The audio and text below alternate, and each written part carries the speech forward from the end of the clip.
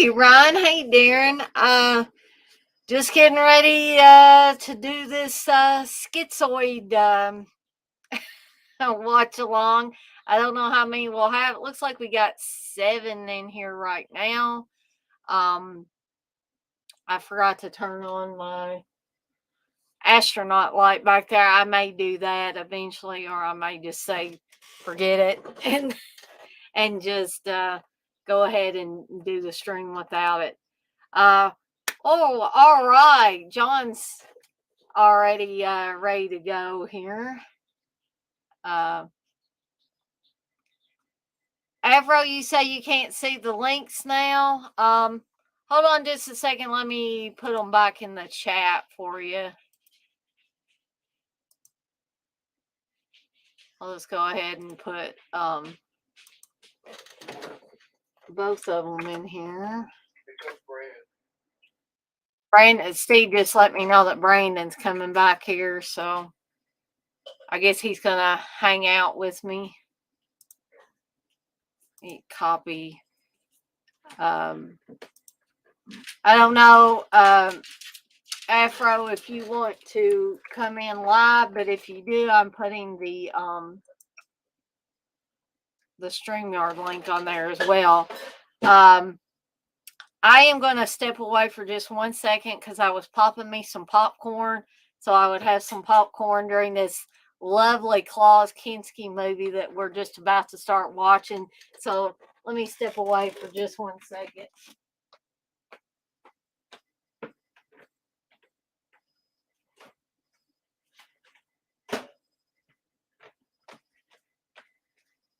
You know, I have one of those retro popcorn poppers that it's a small version. It's not a great big version, but those tabletop ones that you can get. And if you have the right combination of stuff, you can really make the popcorn taste like the movie theater popcorn. But in a pinch, Kroger's movie theater popcorn will do. The microwave popcorn will do just in a pinch.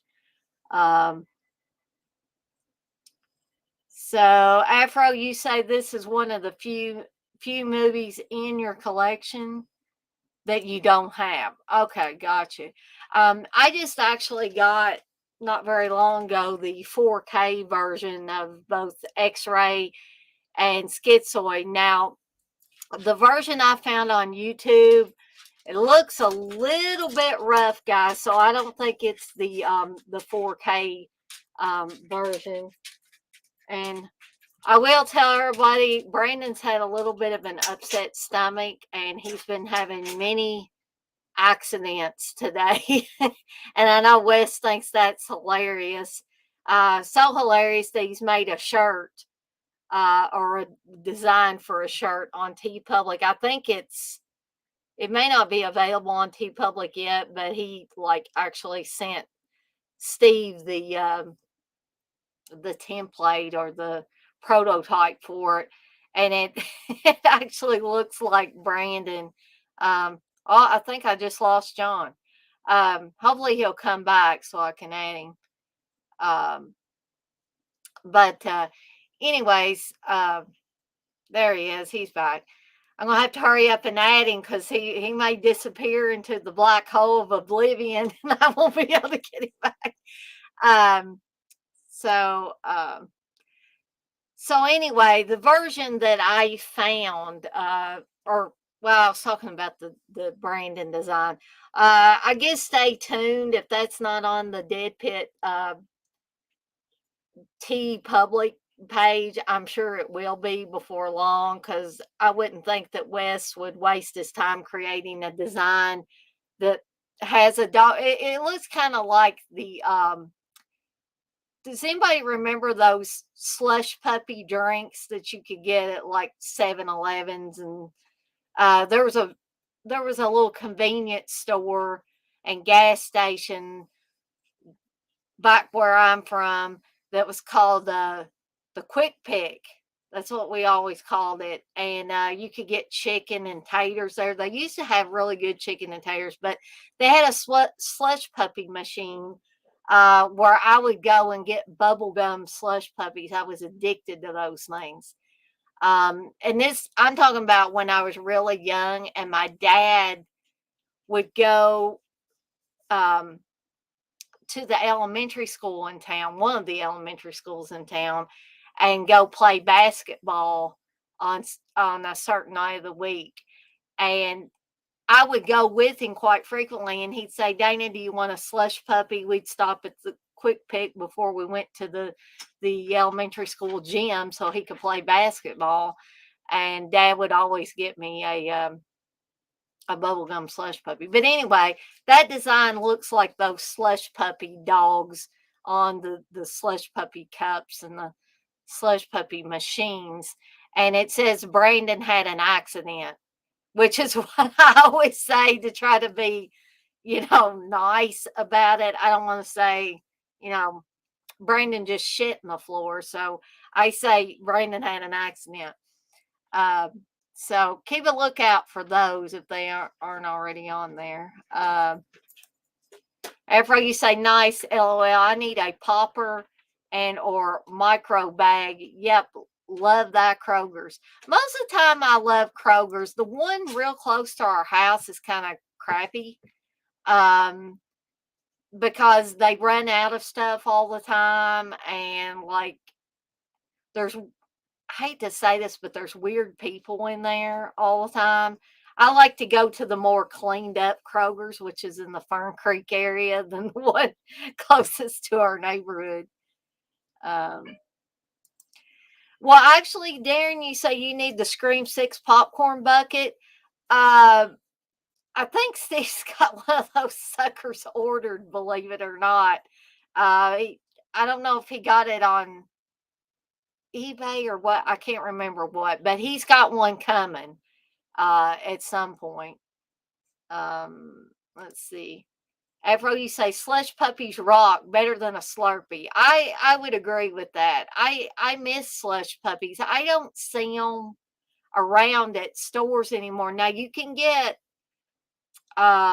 those little single serving ones in different flavors, but I don't know if they have the bubblegum one. I think they have maybe 2 or 3 flavors. I don't think they have the extent of all the flavors that the little convenience stores used to have. But anyway, before I add John on here, you guys may care, you may not care, you may just say, why is she telling us this stuff? But I'm getting ready to get some new equipment for my streams. Steve said, he's like, God, Dana, why do you have to get new equipment for your streams? So I'm actually going to be getting another microphone soon that has the RGB lights on it. And I know that was an indulgence on my part. I don't really need a microphone that has RGB lights on it, but I thought it was cool. And don't anybody tell Steve I'm getting a mixer as well to kind of spruce up things a little bit. But I'm not so sure I'm going to be able to use the microphone I'm getting with that. But it actually comes with a microphone that actually plugs into it. I don't know how many of you guys have used mixers for you guys that do streams on a regular basis. Steve says I don't need one, but he can do what he wants with his stream, and I figure I'll do what I want with mine. I think he just doesn't want me to spend the money on it.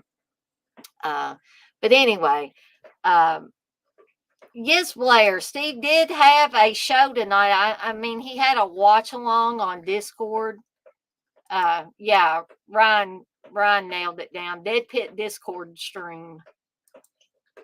So I'm going to go ahead and add John here. And if anybody else wants to click on the link to go backstage, I'll be glad to add you. Now, again, if there's 2 minutes left to the movie, it might not do you much good. But if you come in about a quarter of the way or halfway through and want to say, hey, Dana, I want to come in there, then that's perfectly fine. But I'm going to go ahead and add John, who is no longer the cardboard enthusiast. Now he's back to Movie Junkie John. Nah, no cardboard enthusiast anymore.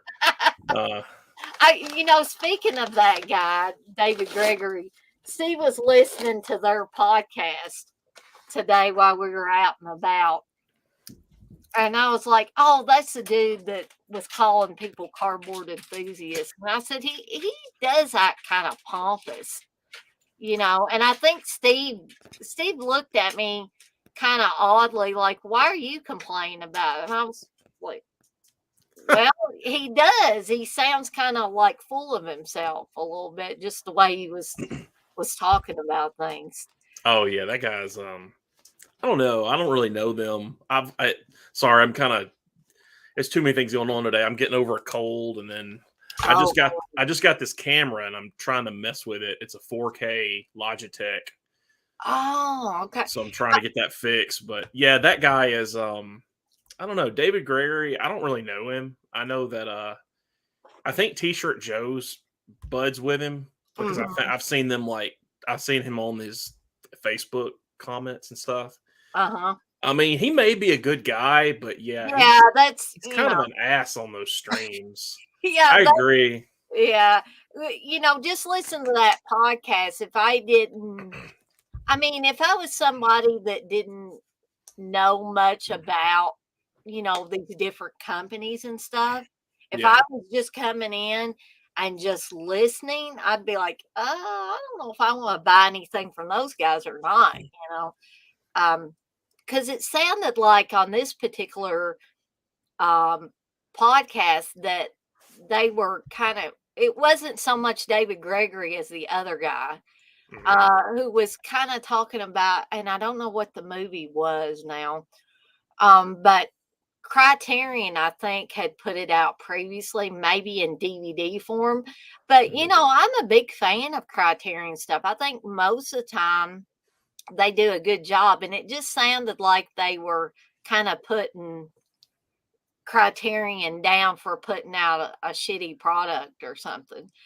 And maybe they just weren't lucky enough to get a good print, and then the guy was kind of like stroking David Gregory's ego, like saying, oh yeah, but you guys, Criterion shit all over this release, but you guys are getting it's packed. It's got all these special features. The transfer looks awesome. Yeah. I'm like, I don't think this guy needs anybody, giving him any line of bullshit or anything. It doesn't mean we're gonna get any fees or anything. He's got the biggest ego for someone who puts out they've put out some pretty good movies. I mean, they put out The Changeling, and they put out, I'm sure there's been a lot of others. They've put out, I Like Driving Massacre. Of course, they put out some funny, quirky cult movies. Yeah. But, for someone who runs a company that, let's be honest, is mostly composed of just freaking terrible movies.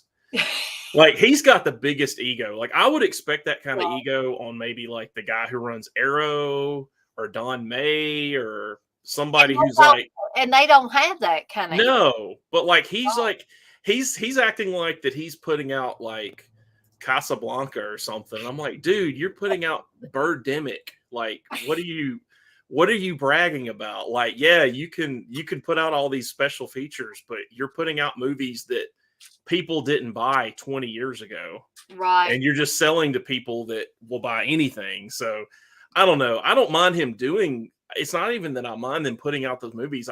I'm like you, when you start getting an attitude, I'm like, all right, well, I guess someone needs to get your ego in check here. What are you really doing?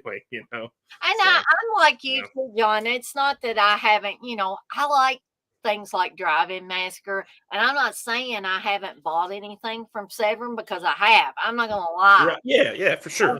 I don't hate them. Yeah, I don't hate them. I just wish that, like you said, David Gregory wouldn't sound like such an ass when he's talking about stuff. It's weird when you just it's weird when people get an ego with that kind of stuff. I don't know, and I'm sure he's a smart dude. I'm sure he's got like a big collection, and he's probably like a cinephile, and I'm sure that he's like.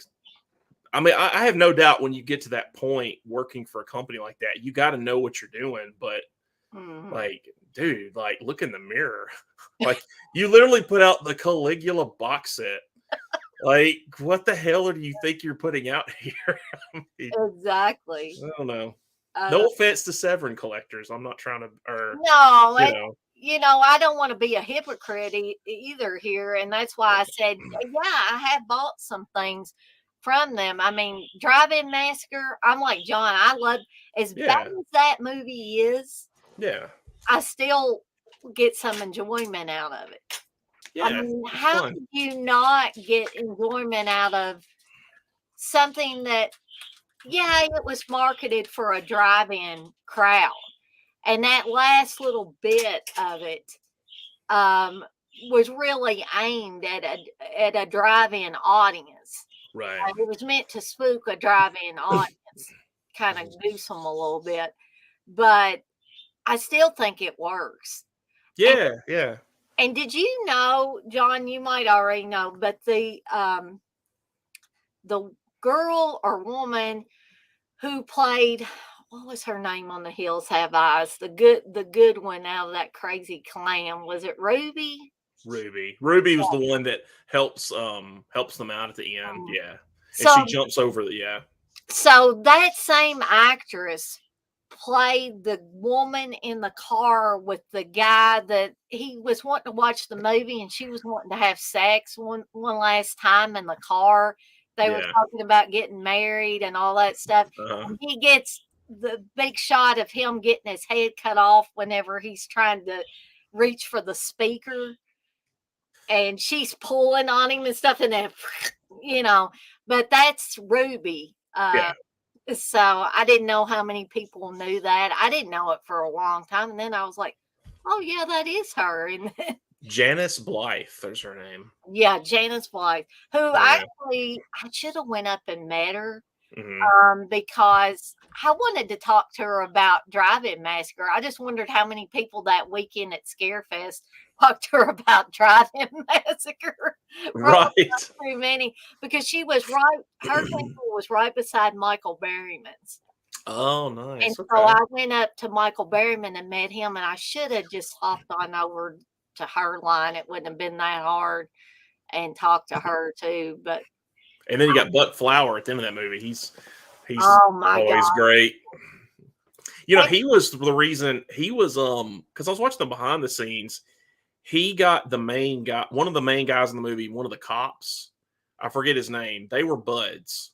So yeah, like he got him involved in the movie. They were really good friends. and So they were both guys on the boat in the fog. yes, yes, they were. Yep. Hmm. Yeah, that scene that's like oh god, that's one of the best scenes in a horror movie ever in the fog when they're in that boat and they're Yeah, looking out and just like the color, like the reds and shit, yeah. and the way they do that. God, I mean, I have like a major fanboyism for Carpenter anyway, but I just that's like such a great scene the way they shoot that.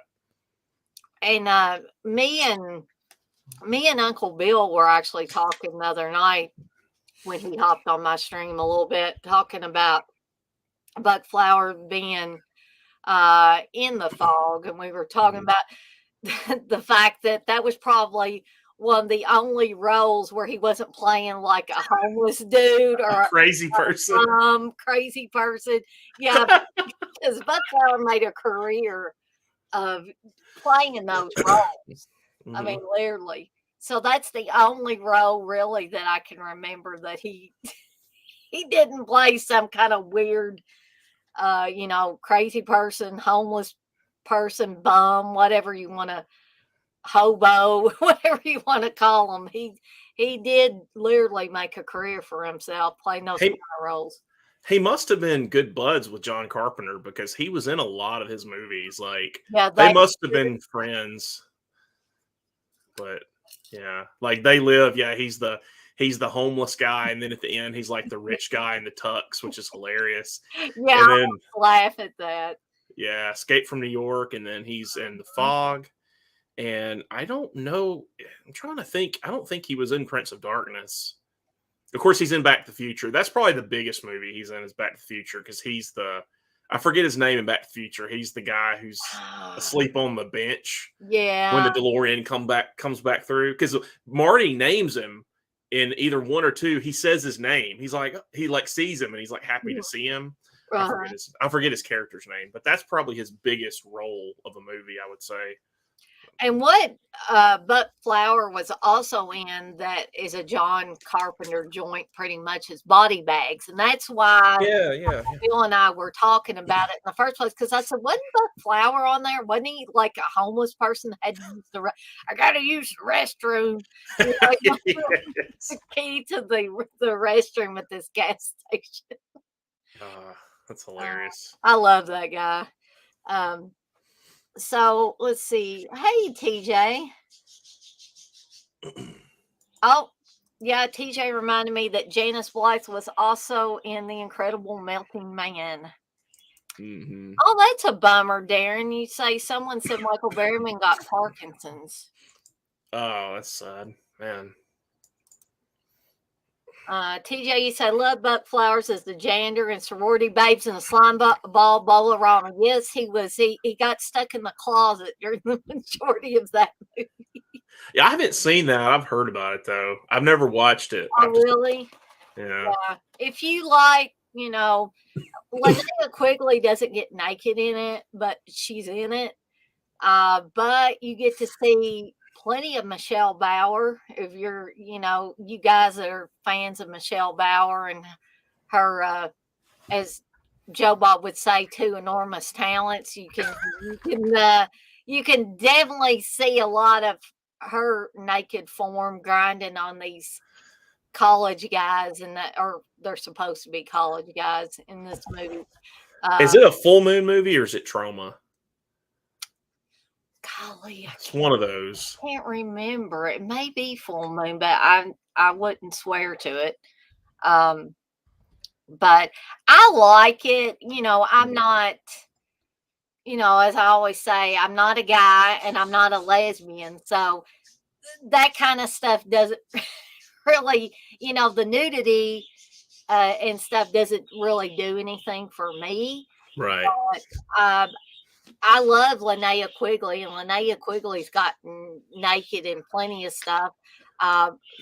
Brink Stevens is also in this, playing a character named Taffy. Oh, yeah. And there's a whole kind of jokey scene about her being called Taffy. Mm-hmm. So I love Brink Stevens too. I've met both Linnea Quigley and Brink Stevens. I guess the big three, out of that big three, Michelle Bauer is the only one I've never met. Okay. But the other two I met. And Brink Stevens was really sweet and nice. Linnea Quigley the same. So I would encourage, anybody that has never met those two ladies, if you see them at a convention, you might consider going up and talking to them, even if you don't, want to pay out the bucks to get something signed or something like that. Because I don't think Brink Stevens was too expensive several years ago when Steve and I met her we meet her at Cinema Wasteland or a Horror Hound. I can't remember now.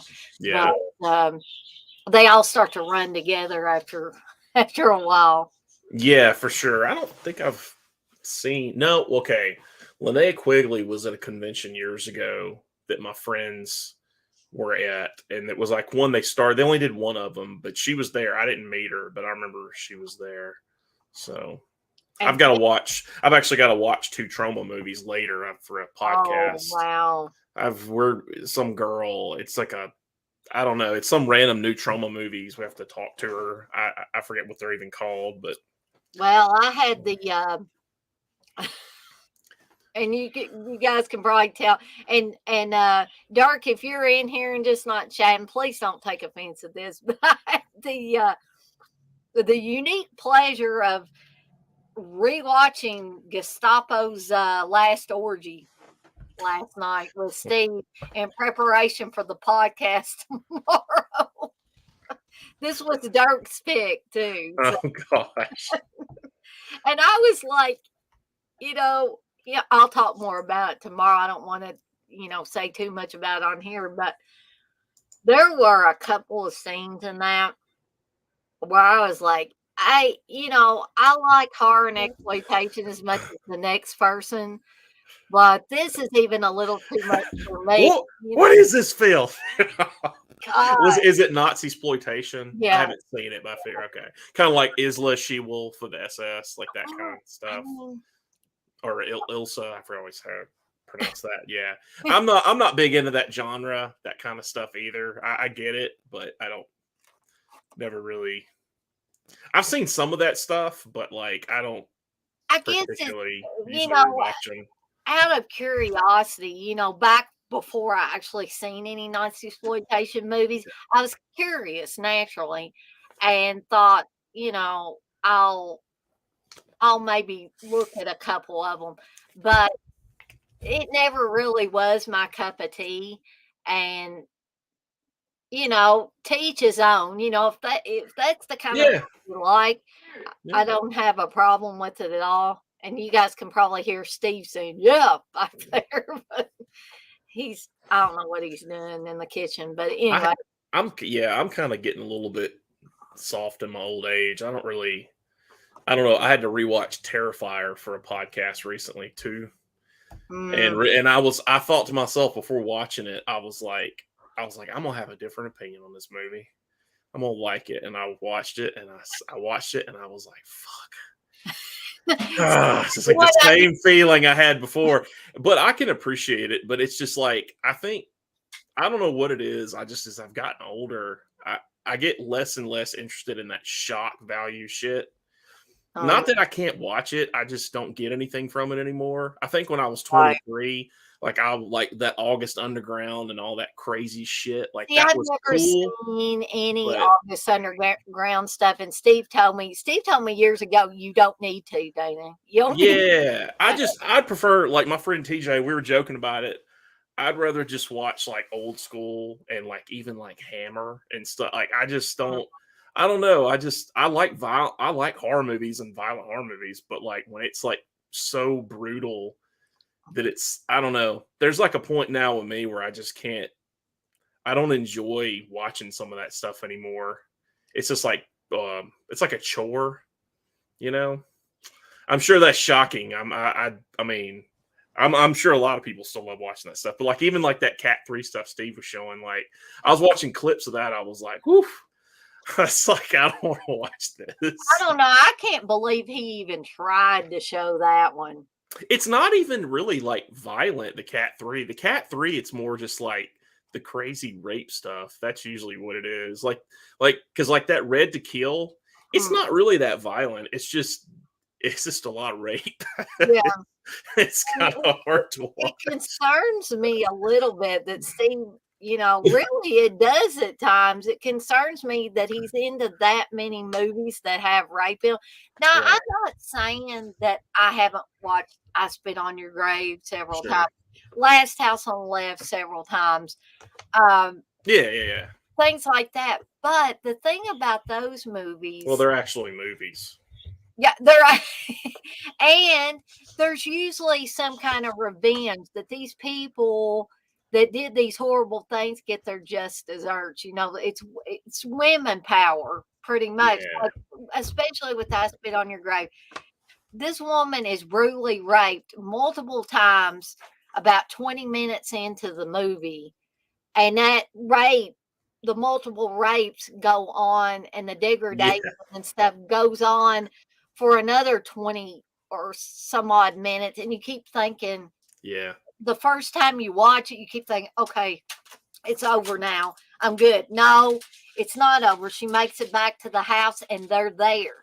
And it's like, you wonder when you're watching it for the first time if you can stand it.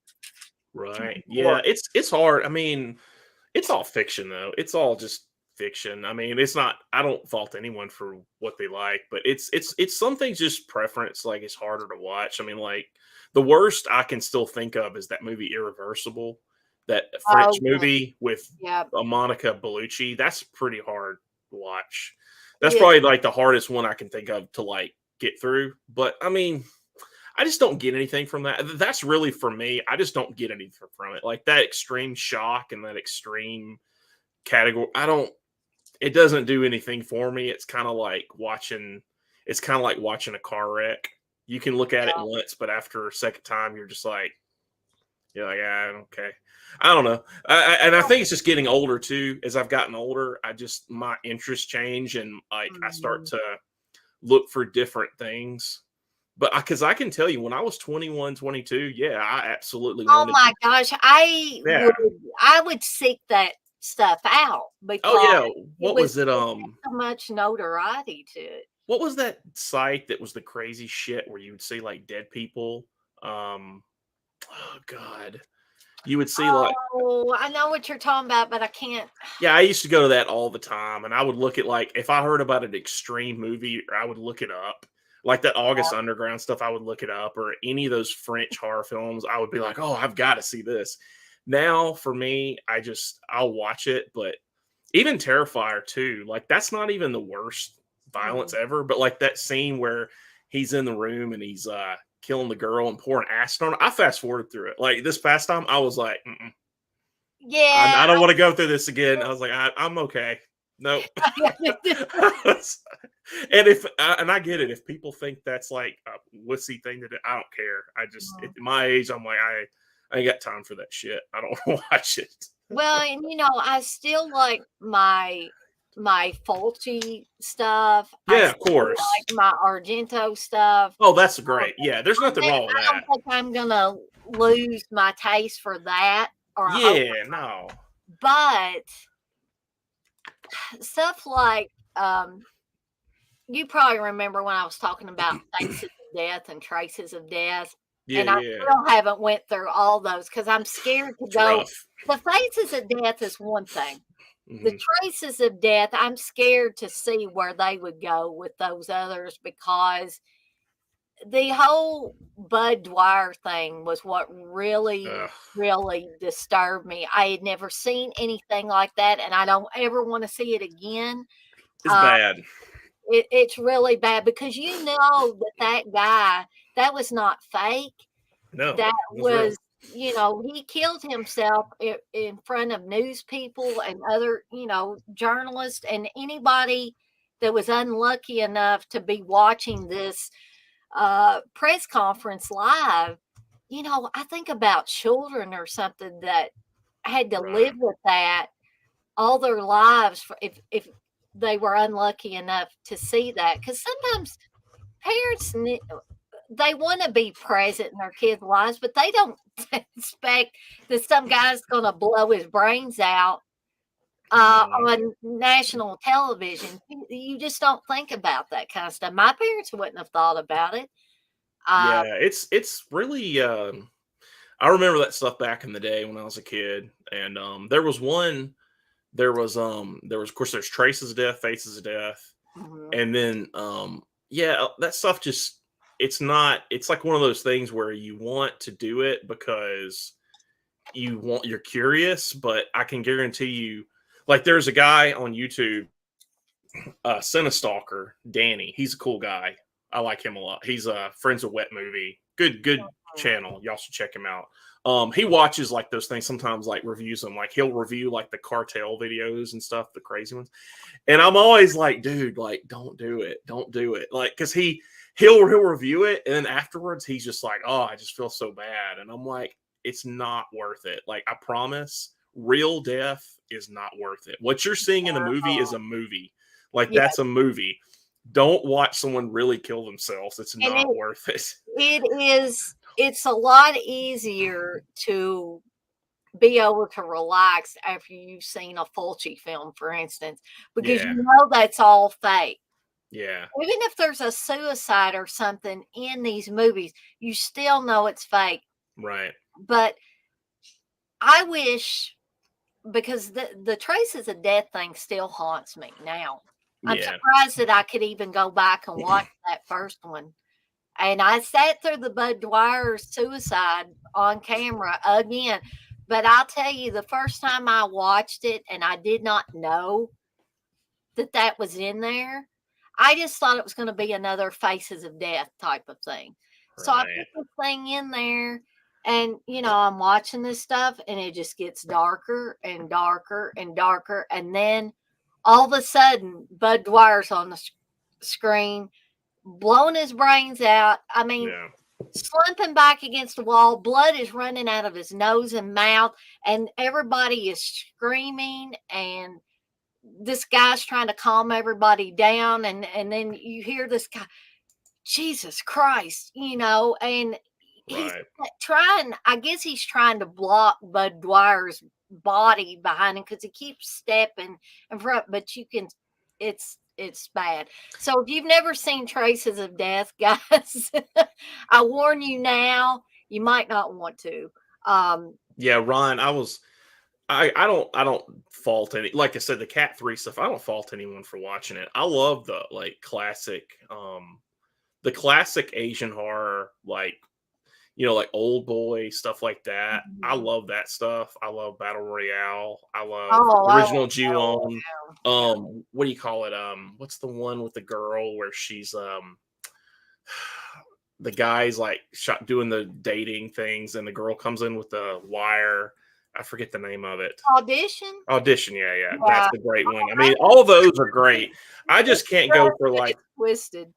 yeah, any of those are classic. I just can't go for like even Ebola Syndrome. It wasn't like horrible, but like I don't really care to see something when it's just like the whole gimmick is like you want to see someone get raped for real. Like that's not Yeah. anything I need to see. Or like where it's like you want to see someone get their brain peeled out and pissed on. It's like, no, I don't really. I Well, don't know. I see, look for story. Story is like that's what I'm looking for. I don't care about anything else. So and people say Argento is not known for having, coherent storylines, but his movies just work. yeah. They work for some reason. They have enough of a story that is coherent enough for me. Yeah, Fulci has a story. It's just Fulci. Yeah. Fulci has good stories. Fulci just uses cinematography and atmosphere for a story. But it's still films, still great films. There was something that guys, I promise we're going to get to the movie in a second. But there was something like when I had my first library job, somebody asked me about something called red pavement, which I believe was real car accidents. And I'm like, Oh no. I don't want to Oh see, no. I don't want to see that. I never No. want to see any of that. But John, you were talking about going to those sites where they show dead bodies. I used to go, and I forgot what this site was too. Yeah, I There don't used remember what to it's be a called. site that had crime stuff. All the big, Rotten.com. Rotten.com. was that it? Rotten.com. I forgot. Yeah, I was just looking, yeah. Yeah, but I would look like you could look up John List, who John List was the guy that they loosely based the Stepfather movie on. Mm-hmm. He was the guy that killed his family and he was on the lam for like 15 years before they caught to him. He had given himself a new name, new persona, and John Walsh put the story on America's Most Wanted, and somebody saw it and said that guy looks strangely like my neighbor. And so they called into the show, and that's how John List got caught after 15 years. Yeah. There's That's crazy. There's a book about John List called Righteous Carnage. I haven't finished it all the way up, but it is a pretty decent, if you don't mind reading the all the gory details about what he did to his family. You're talking to a person who I've read a lot of true crime, but I tell you, when I was reading Helter Skelter for the first time, it took me forever to get through that because I'd be reading it late at night. And I would get to the part where they were talking about doing the creepy crawls, where they would literally, those cult members would see they would go into people's houses, sneak into their house, like sneak in through an open window, you know, in practice for when they killed Sharon Tate and the others, and when they killed the LaBiancas. And, they were talking about cutting the screens. Damn. And Yeah. I'm like, no, no, no, no, no, no, That's and I crazy. would just have to close the book and I'd say I have to go back to it later. So some of that stuff, the Night Stalker, Oh yeah. Richard Ramirez, that was another one that just freaked me out. Yeah, Uh, there's a lot of Netflix. I'm big into true crime. Well, I mean, I go through phases with it. I kind of watch it and then I just have to get away from it for a bit. But yeah, there's a lot of good documentaries on Netflix on a lot of those guys for sure. I don't know. I mean, I don't even know if there's like if it's worse now with I don't think anything is worse with like violence and horror movies now. I think the worst stuff has probably already been done, honestly. yeah. I just think what's happened now is I think that like a lot of people in the genre, I think that they've hit this wall where everybody's seen everything. So it's like people are like, what's left? So now, like, what's left is like the crazy shit, right? Like Cat Mhm. 3 and like all this stuff. It's just like insane stuff. That's what's left, unless you get like, the cheaper movies. So, I don't know. It's weird. I can't explain the difference in like what I can and can't watch, but there's just some things harder to watch for me than others. Yeah. But if it's like a feeling, when you're watching a movie, you can just get a feeling like this is, I don't know, but it's not even the gore. It's just some things are just, like I said, like if it's like extreme rape and it's extremely Mm. realistic over and over again, after a while, I'm just like, I'm It's like not okay. Or if it's like so gory that it's like insane to the point where it's realistic looking and it's just nonstop. After a while, I'm like, okay, well, this is not fun anymore. just going back and rewatching Martyrs Hmm. again after not watching it since it first came out, and Yeah, Steve got another copy of it at a yeah, convention, so I thought, "Hey, I guess I'll sit down and try to watch it again," and I just was like, at this point, I don't think I need to watch this movie anymore because when I first saw it, I literally had to sit there and think about what the hell did I just watch? yeah. It's brutal. Martyrs is a hard one. It's really, yeah, it's very brutal, very disturbing. Hmm. And the question, I think Steve got irritated with me this time around because I was like, there is no possible reason why these people needed to do that Right. to these girls. I don't care what the reasoning was. You don't torture people for long amounts of time uh, for any reason. I don't care. You can tell me enlightenment all day long, and I call bullshit on that. You're not Yeah. going to peel somebody's skin off and make them sit in a chair where they just have to crap in a bucket and piss in a bucket and stuff like that. No, you know. And Yeah. he was like, "Well, they had a reason, Dana." I said, "I don't care what their freaking reason was.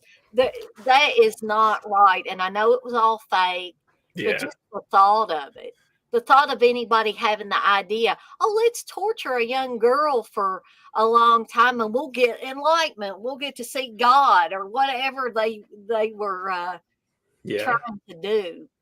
And Yeah, it was that new French extreme movement that was like the mid mm, 2000s. Switchblade Romance, I think, was the best of those. That did the high tension. That was the best. That did it the best, I think. I it, mean, there's some pretty good ones, but I think it probably did it the best of all of them. That's just so funny though. Is like that.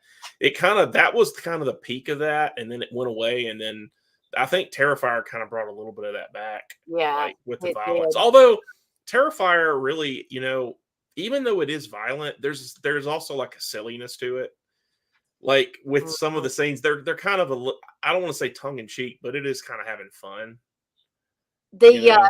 the Like first Terrifier movie, I was before the real horrific stuff started Yeah. happening, where he was in the restaurant and the girl takes Yeah. a selfie with him, and he looks Yeah. at the other girl and he He's just like, like yeah. that.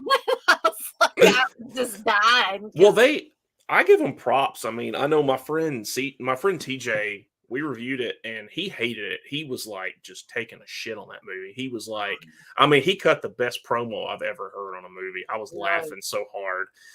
And I was actually pretty fair. Like the other two guys really loved it. He didn't, he hated it. I was kind of fair because I said, I said, this is not my cup of tea, but the guy is a great filmmaker. Darren, what's his name? Damien Leone, because you know what? He got me. He got me. yeah, He got me. He got me. He got me. He got a visceral reaction out of me so many times in that movie. And after watching it the second time, I'm like, that motherfucker got me. Like, it's yeah, exactly what he wanted. So for that, I was like, I gotta hand it to him. yeah. They did. It's not my cup of tea, but they did exactly what they were trying to do. So I hope the third one is shorter and has a bit of a better story. That's my hope, because like I think they could really stick the landing a bit better with the third one, but Right. I don't know where they're going to go with it. I just got to bring up what Darren said. He said Steve says he owns a film from the 70s that's actually called Rape. Yes, he does, and I have seen it. And I believe this is the movie where it looks like they where some reporter or somebody that's making a documentary will just go up to the man on the street or the woman on the street and say, what do you think about this, or what are your thoughts on this?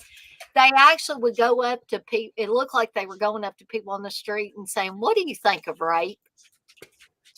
And I was like, is this the whole movie, really? Texas, yeah, Frontiers is a good one. That's a really good Yeah, one. Yeah, I like I that one don't a think lot. I've seen Frontiers, but Steve has, and he keeps telling me I need to watch it because he says it is good. I think like I really think of the extreme violent movies of not just any country of the past 20 years. I think Battle Royale is probably my favorite. Like that's a great one. That's Mm, just like a terrific. I mean, it's not that.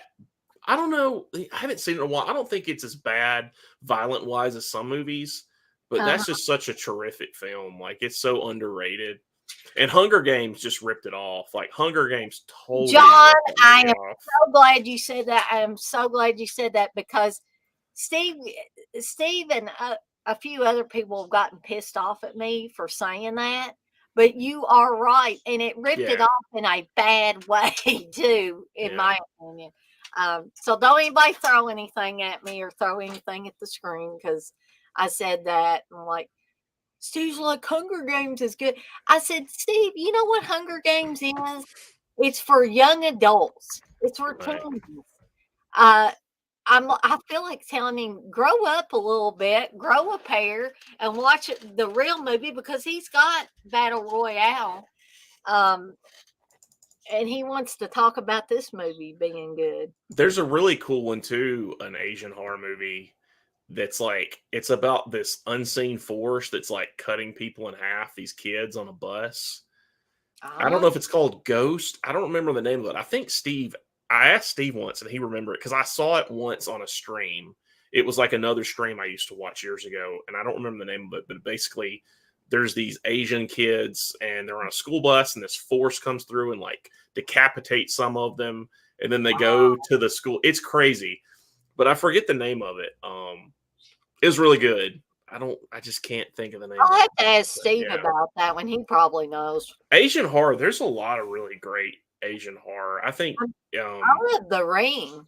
yeah, I like Ringu and I like the remake. I think the remake has really good music. I mean, it's not as good as Ringu. Ringu is better, but yeah, I like them both. I know Ryan, he's a big fan of that stuff too. He was talking about I know he's big into the Asian horror stuff. So Ju-On, that's a good one. let's see. We got old Papa Shango in here. So let's see.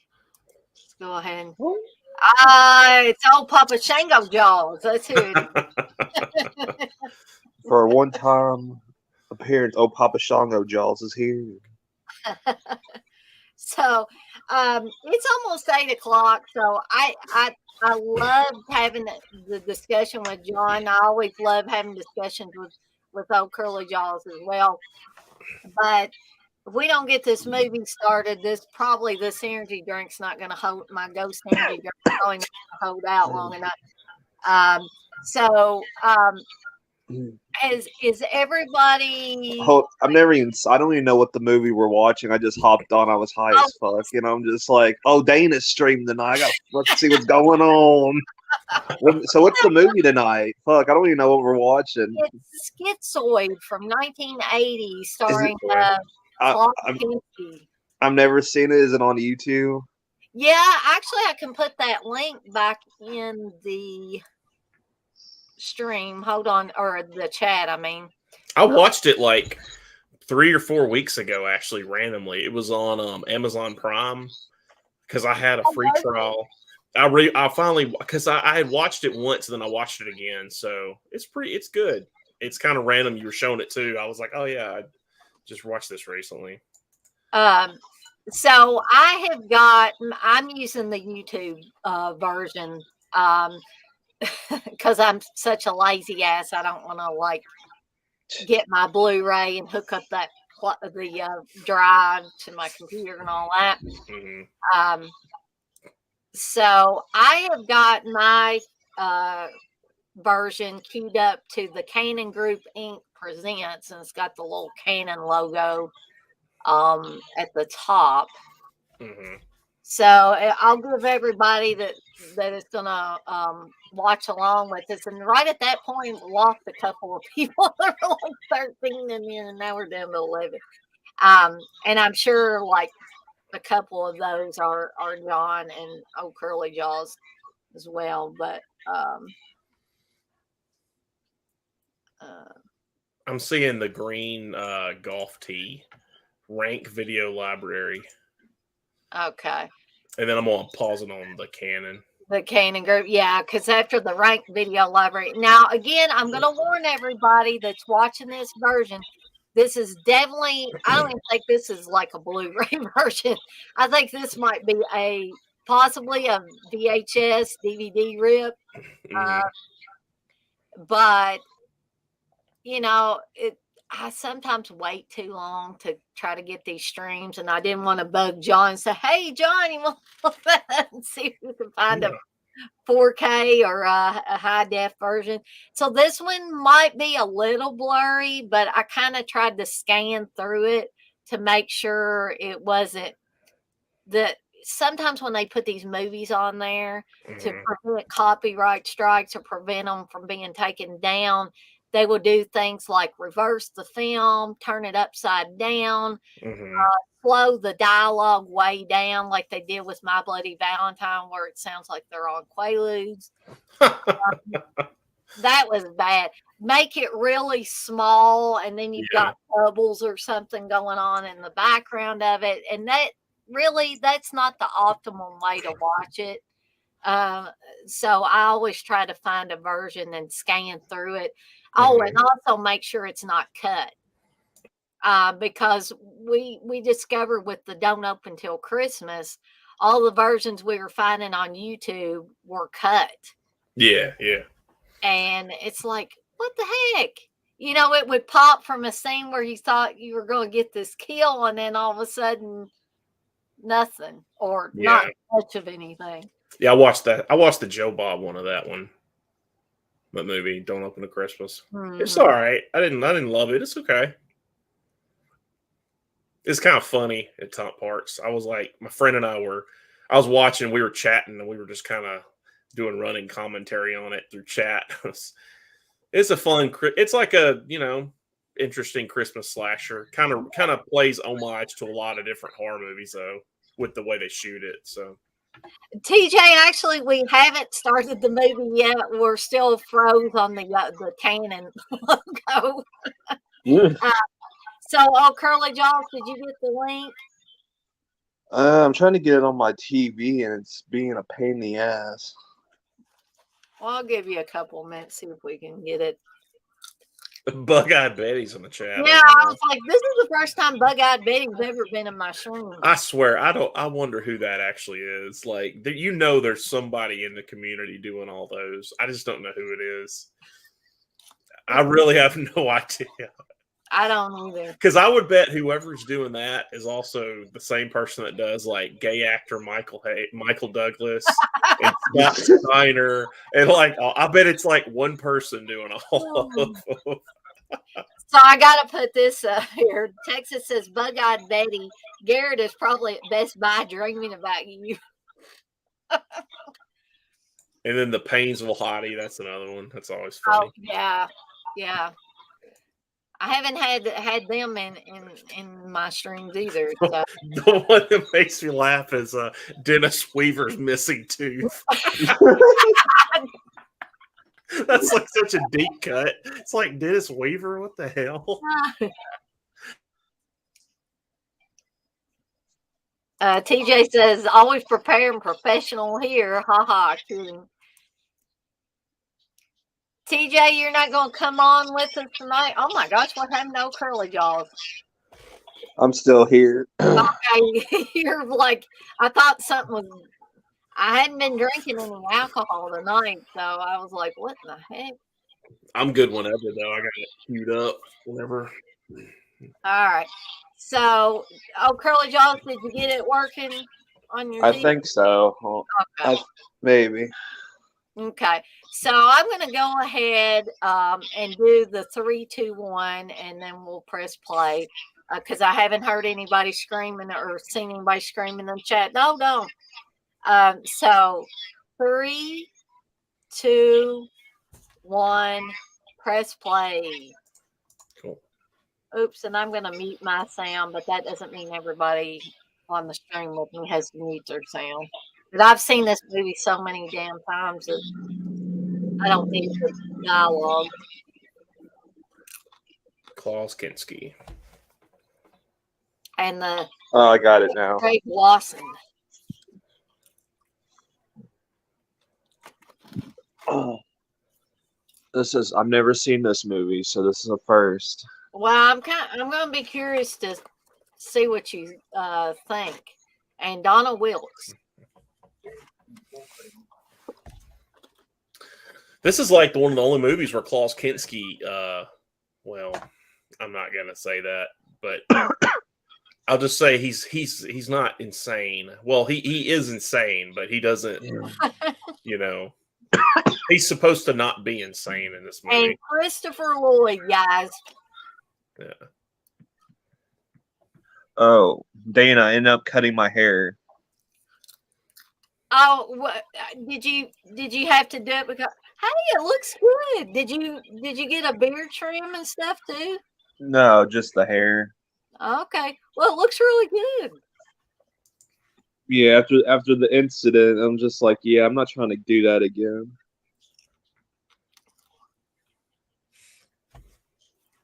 Yeah, after the mishap with catching your hair on fire a little bit. Oh no. Oh shit. yes. Oh shit, yes. Man. Note to self: if you're using a bong, don't have hairspray in your hair. You will not be a happy camper. I'll say that. Oh shit. Yeah, I was patting myself. Like I don't want to end up like fucking Freddy or some shit, or that burning guy from The Burning. Oh, Cropsy. Oh yeah, Cropsy. I think Cropsy got it worse. Cropsy just looks fucking like. It's like who got it worse, Freddy or Cropsy? Cropsy got it worse. Oh yeah, definitely. Freddy's better looking than Cropsy. Cropsy's like fucking Porky Pig or something. I don't know what that is. It's like terrifying. God, we need to do a commentary for The Burning. Have you done a commentary for The Burning? I have done one, but I could wait a little bit and do another one. I don't have a problem with that. And you could come on, Curly Jaws, if you want to. Hell yeah. I love that movie. Okay. What I want to know is, I'm pretty sure all these chicks are supposed to be naked in here. You own the bathtub or whatever. And I know they're in a therapy group together, but who like this in unless they're lesbians, and I don't think these ladies are, because most of them are messing around with Klaus Kinski in the movie. So I don't know why you would want. I would not feel comfortable getting naked and getting into a hot tub with a bunch of other women or anybody, for that matter. Man, shit was wild. I don't think any therapy group was doing this. This was like, yeah, it's kind of wild. Mhm. You know, considering Klaus Kinski's reputation, he probably wanted to get in the hot tub with these chicks behind the scenes. Man, I can't even imagine. There's a whole thing online with him. I found it once because I was looking up some stuff about him, and it's like an award show in Germany, and there's this guy who does this like performance acting like him at the award show. You can find it. It's like it's like this big like building and sold out, and he's like acting like Klaus. It's weird. It's almost like if someone in America was doing like like at the Oscars, like if they were doing like an impression of like Jimmy Stewart or something. It's weird, but I found it online once. I'll share it if I can ever find it again. Now, but it was pretty spot on. Like it was kind of odd. The dude was doing pretty good. what I have seen is, I guess, some behind the scenes stuff on Fitzcarraldo. Yeah, Werner Herzog's movie. Mm. Oh, I can see why he always hated Kinski, because Kinski was going ape shit. Yeah, he was screaming and ranting and raving, and yeah, those people offered to kill him on that movie, but Herzog wouldn't do it. They were basically just like, we'll do it for free because they hated him. But Herzog was like, yeah, I don't think we should murder him. And David Schmoller, who of course did the Puppet Master movies, but he also did Crossface. Yeah. There's actually a special feature on the Crossface Blu-ray called "Please Kill Mr. Kinski" that David Schmoller did because he hated working with Kinski so much. He was born in Germany. I know that he was a card-carrying member of the Nazi Party, but he wasn't like I don't think he actually served on the battlefield. I think he was just in the army. I think he might have been an intelligence officer, and he wanted out. Like he wanted to leave, so he actually left Germany and like escaped and came to him. I forgot where he went, but he technically was a Nazi, but he wasn't like willingly wanting to be. He was trying to get out of there. And if anybody has watched Crossface, Kinski is an ex-Nazi. His character is an ex-Nazi, but he's this landlord for an apartment building, mostly full of women. Mm-hmm. That's an interesting movie, Crossface. Yeah, I always did, enjoy it. The creepy aspects of it and stuff. Damn, she's riding that bike. Take a turn. You might be a little bit behind, Curly Jaws. I'm about 7 minutes, 4 seconds, Yeah, that's where I am. 7. Yep.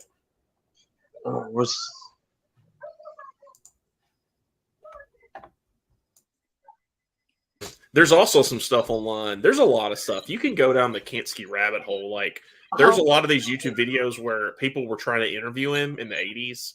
Mm-hmm. And like, there's one where this guy's like trying to talk to him, and he just starts cussing at the guy. Like, he just goes off on it. Yeah, it's very weird. Like, it's almost like pre-paparazzi type stuff. Now he's closing the garage door.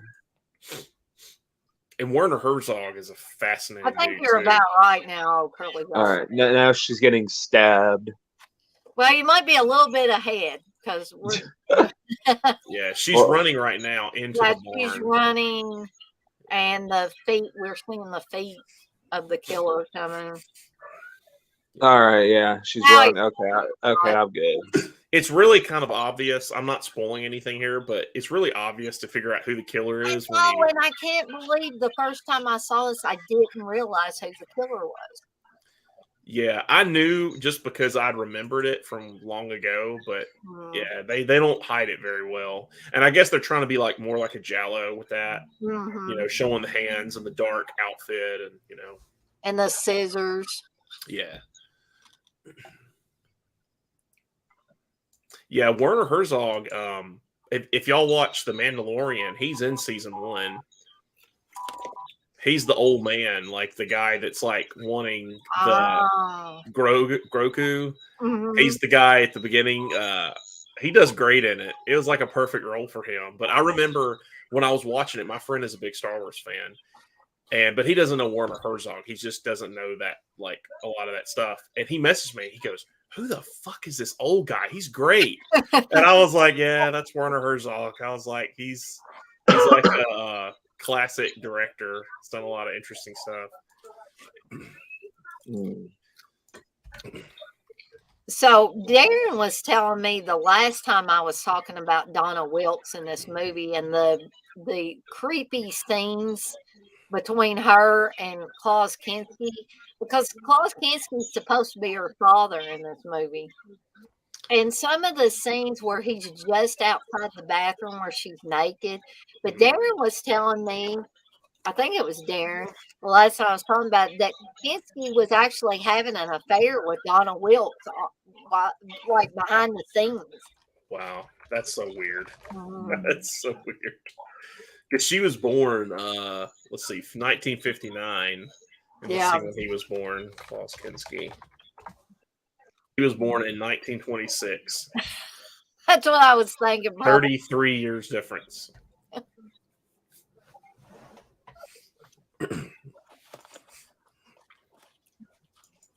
And Finally, Kinski's just a bizarre looking dude anyway. Yeah, I don't know what else she was in besides Jaws 2, Donna Wilkes. Nothing comes to She mind. was in gosh, what was that movie? Oh, wait a minute. Was she an angel? Yeah, She was an angel, wasn't she? she was in that, but gosh, now I'm gonna have to look up this movie because it's gonna bother me if I don't.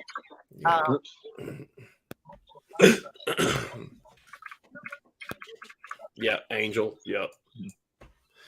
Yeah, because like she was an angel, and it's funny because y'all were talking about Tales from the Dark Side. The guy who was an angel with her, the guy that was like the drag queen. He's a character actor, older guy. He was in Tales from the Dark Side because he's the politician guy in the episode where it's like if the shoe fits. Yes, he was. Because I was looking at his face and I was like, where do I know this guy? And I was like, oh, Angel. He's the pimp, like the friend cross drag queen guy in the movie. So I think the movie that I was trying to think of is Blood Song. From 82. Yeah. So a psychopath escapes from a mental institution, starts a murder spree, which ends in the pursuing of a young handicapped girl who once got a blood transfusion from him. And guess who else is in this movie? Frankie Avalon. Oh, that's funny. Richard Jekyll's also in it too, and Antoinette Bauer who plays the mom on Prom Night. Uncle Bill's on chat too. It's not Uncle Rad, Uncle Bill. It's Uncle Bill. Somebody holler for $1. Yeah, he's still Uncle Bill of Dead Put Manor. That's what he was trying to. Uncle Rad's caged up tonight.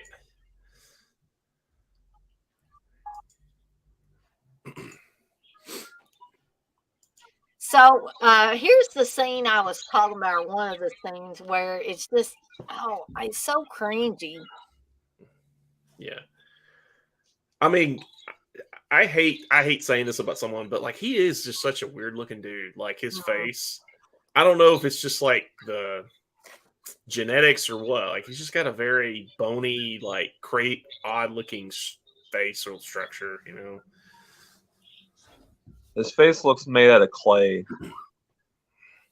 Yeah, it does. Yeah, that's kind of right. Like if this guy's still alive, he needs to be Clayface and Batman. Yeah, That'd be funny. They've never done that in a movie. I don't think. I don't think they've ever done Clayface. No, and like I hope like in the next Batman movie they keep I don't know who they keep mentioning names. I keep hearing a bunch of names thrown out for villains for the next one, but I hope Clayface is one of them. I keep hearing Man-Bat's definitely going to be in it. Oh, that'd be weird. Yeah, Clayface. He was good in the cartoon. That'd be a good one for sure. Ah, TJ, yes. Donna Wilkes was also in that weird movie Grotesque with Linda Blair from 1987. I had forgotten that. I remembered Linda Blair was in it, but forgot about Donna Wilkes. Oh, so I finally watched Megan. Okay, so what'd you think? I liked it. I thought it was good. Like I'm like this. I see dollar signs all over this movie. It's going to be a franchise. They're going to milk this movie till there's nothing left of it. Mm-hmm. It was real. I liked it. It was really good. I saw the unrated cut on Peacock, and it was good. I definitely cannot wait for the sequel. Did you see that one, Dana? Megan? Yes, I did. And I didn't watch the unrated version, but I think Steve did. Mm-hmm. And Steve said there really wasn't much difference for him between the version we watched originally and the uncut. He said maybe a few extra blood splashes when she cuts that kid's ear off. And, you know what? The only thing, if I gave it a 9 out of 10, my review will be coming out probably later tonight. Mm-hmm. If she would have curve stomped the motherfucker in the movie, I would have been. They would have gave it a 10 out of 10. If she would have just like ran and did Seth Rollins' finisher to somebody, I would have. It would have got a 10 out of 10. But sadly, that did not happen. Maybe in the sequel we'll get that. Sorry, TJ. He says I haven't seen Megan, so shut up about it. Ha ha. Sorry. It's pretty good. I mean, I liked it. I thought it was good. I thought it was. Do you think it's good as Chucky? No, I mean, I think it's like the best. Child's Play 1 is classic. I love Child's Play 1. And 2 and 3 are good. But I think love 3. Megan is like the best. Modern. The best, yeah, probably like the best Child's Play ripoff type movie. It's better than I didn't see the Child's Play remake, so I can't say anything about it. That remake's a piece of fucking shit. That's what I'll say that. If you want to just get pissed off for an hour and 30 minutes, go watch the Child's Play remake. Like I was so fucking mad. Like if somebody would have to pay me to watch that movie again, like that's the only like that. Unless like Dana's like, hey, you want to do a stream or do you want to do a commentary for the Child's Play remake? I'm like, oh god, all over it for however long it was. I just think Megan was just, and I said this before, but I just think the trailer and marketing was horrible. They just didn't really sell it for what it was. They made it seem like it was something for just like TikTok people, but really it's actually a good movie. It's just marketing. I guess they were thinking they were going to sell it on that, you know. Where do you think the sequel goes? I don't know, because I don't really know at this point.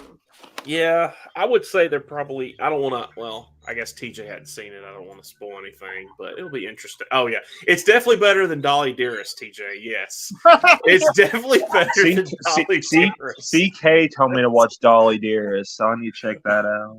Dolly Dearest. I'm not gonna say for a watch or two that you couldn't find some amount of enjoyment, but yeah, I would have to agree with John. Megan is definitely better than Dolly Dearest. So do you think Megan relaunches the killer doll genre? I think it's showing that they can make a good killer doll movie. That somebody can still make one that's decent. I mean, I know I'm probably like, I know a few people love. There's like it's a mixed bag when it comes to the Child's Play series. Either you love it or you absolutely hate it. I'm one of the people that loved it. I'm like that's Chucky's still relevant as the the killer doll master basically. I like Child's Play a lot. I just think it was like beaten into the ground a bit. But I love that first I one. mean, Fucking great. I got love it. I got a Chucky tattoo, so I mean, I love Nice. it. I like that. So when they butchered my boy in the remake, I'm like, nah. Like people shit on Seed of Chucky, and this tattoo is actually from Seed of Chucky. People shit on Seed of Chucky.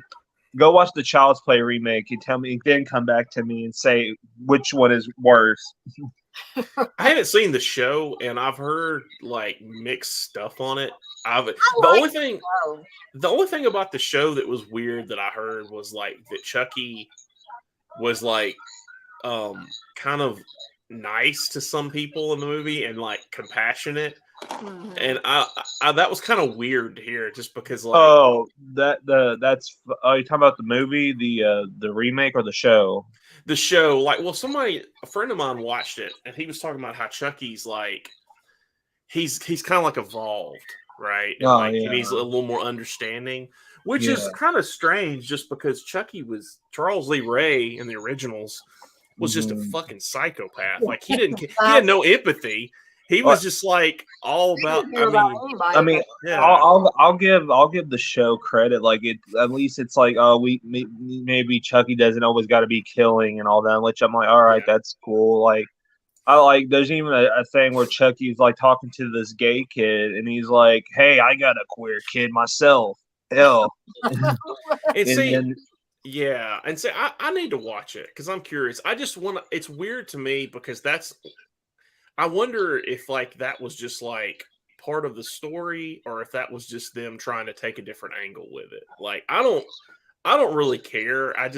It's weird when you watch like the originals and you see how he acts, and then you hear that and you're like, is this the same character? Because like the original Chucky would have been like just the most crudest, fucking foul, evil thing ever, you know? I don't I want to interrupt this discussion, but this scene here always makes me laugh, especially when that guy comes out of the other apartment. Those are honestly two gay guys. I'm gonna watch the Chucky series though. I am curious about it. I need to see that. I want to hear your thoughts on the remake. Yeah, I need to see that too. Eventually. Yeah, like that. I just like it's. Hated that movie. By the way, I think Uncle Bill and Bug-Eyed Betty need to get a room. I'm looking at the stat there. He said, I mean, if you're into ear dicking, we can do that. Oh, God. Oh, my God. Man. Lord have mercy, the things that go on in the chats on these streams.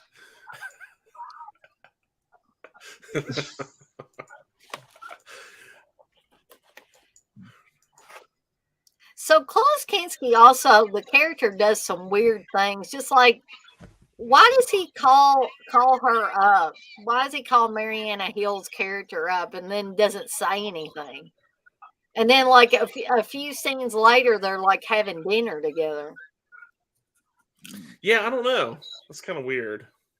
I don't know. Something about phone calls in horror movies always is the most creepiest thing in a horror movie for me.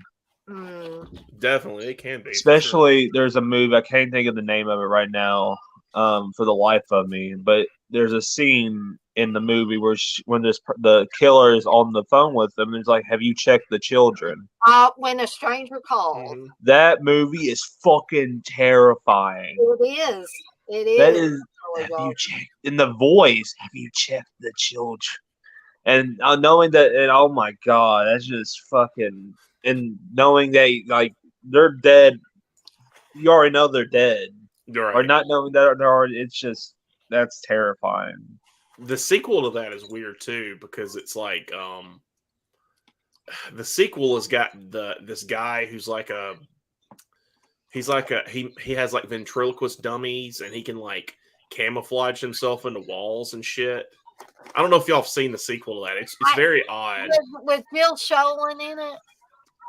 Yeah, and like it's been a while since I've seen it. It's kind of creepy. Like the killer, he's like he doesn't talk, but he paints himself, and so you just see his eyes open. Like when he's that like does sound dope. Like that could be like an original horror, like not original, but that could be a horror movie of itself. Like it doesn't even have to be a sequel to that. That could be like a new horror movie that could come out.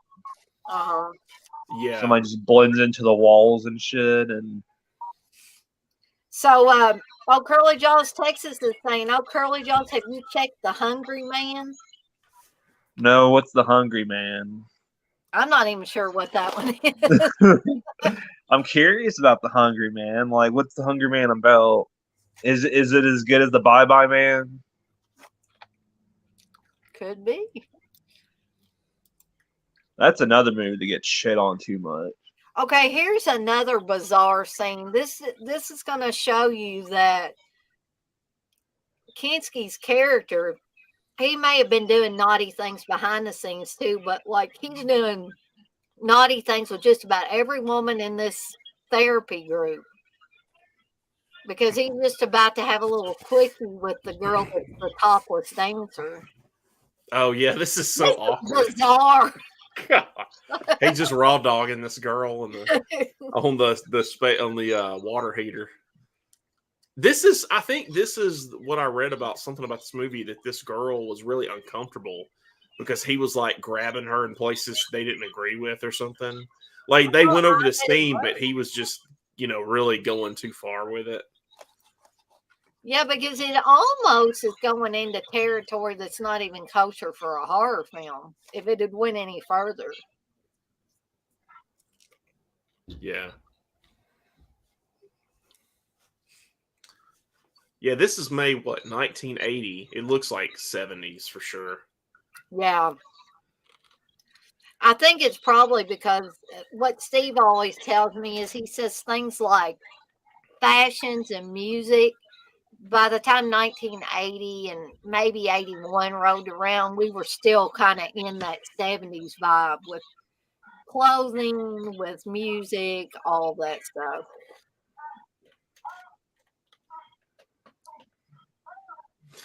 Yeah, I don't want to give too much away with this, but like the killer, I don't know. The logic of why he's doing it. Well, yeah, and who it is, I'm just like, I don't really. It's not. I don't want to. I'm just going to wait and hold that thought. I have thoughts on it, but it's not that I don't like the person who plays him. I just don't think it works. But yeah.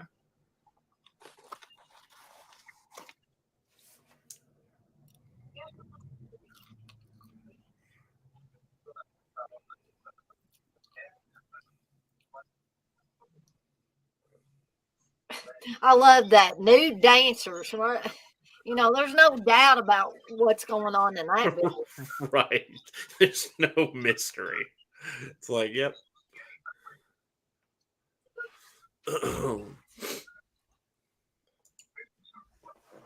So this, back when I was still riding the bus quite a bit, I never thankfully had to ride it at nighttime or anything, but it just made me think about that. She gets on the bus here in a minute, but something bad's going to happen, soon after she gets off of the bus. Right. And it's just so, when public transit is your major mode of getting around in a city, it really gives you pause when you think about stuff like this.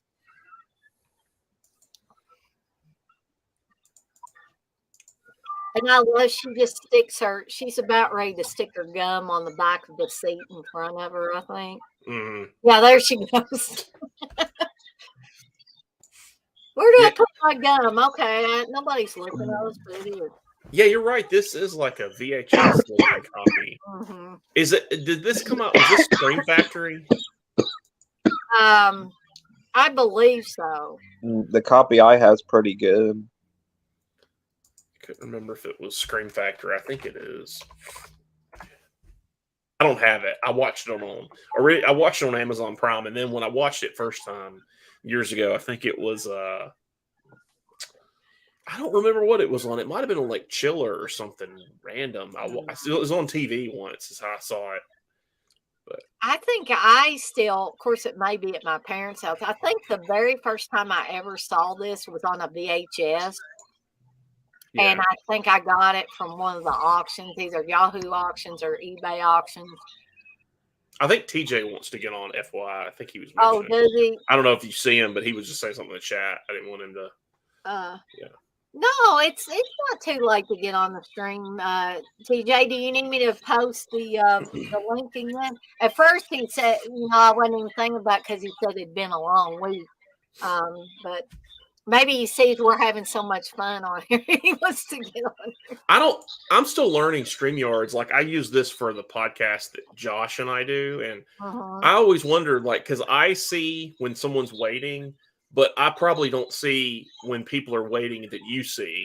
I think the presenter sees everything. Yeah. Because I always wonder, like, what he sees, like, how that works. But yeah, I think, I don't know if it makes any difference if you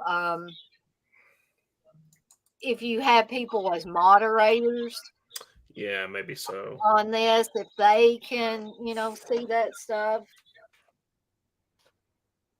There you go, TJ. I just put that StreamYard link back in the chat.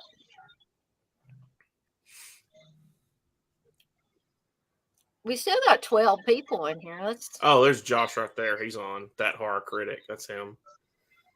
Mm-hmm. Yeah, I think we're doing a show tomorrow night.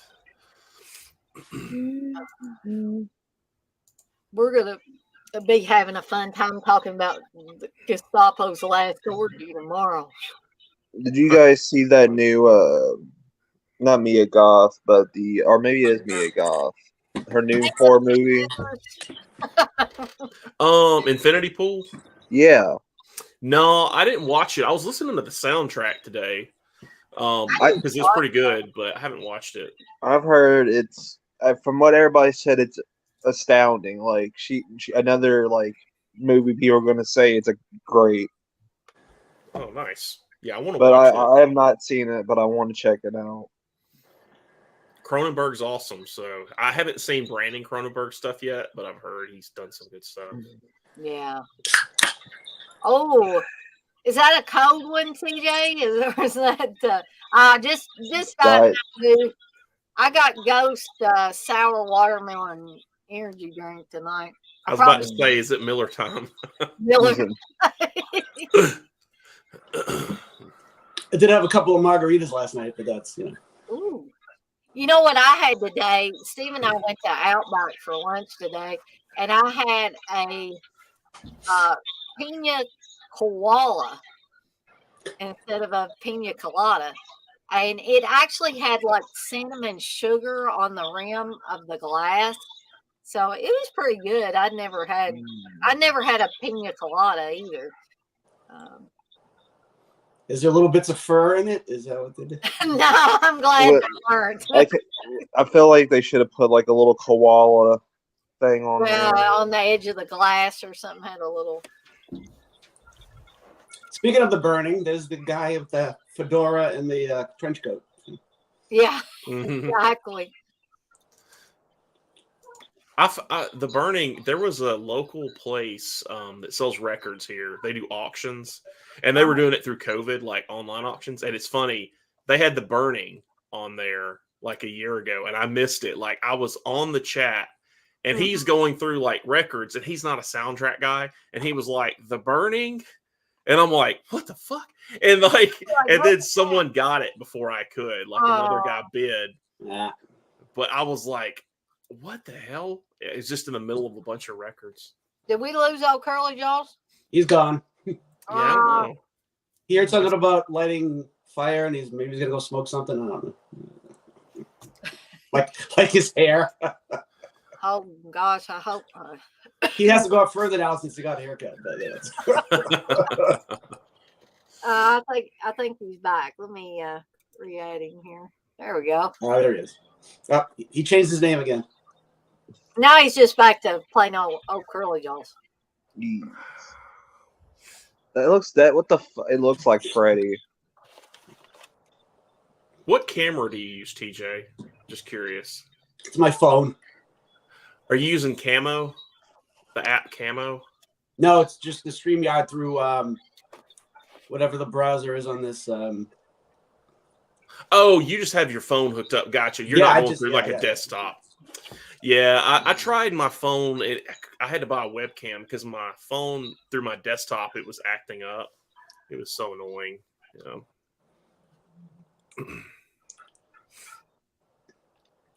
I never answer phone calls anyway, so it's fine. Text me like a normal person. Call TJ if you have his number because he won't answer. Text me like a normal person. I gotta change my voicemail to say that. Don't call me and leave a message. Text me like a normal person.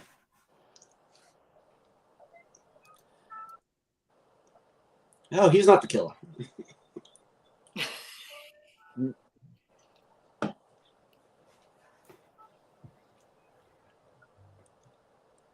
Nobody's weird.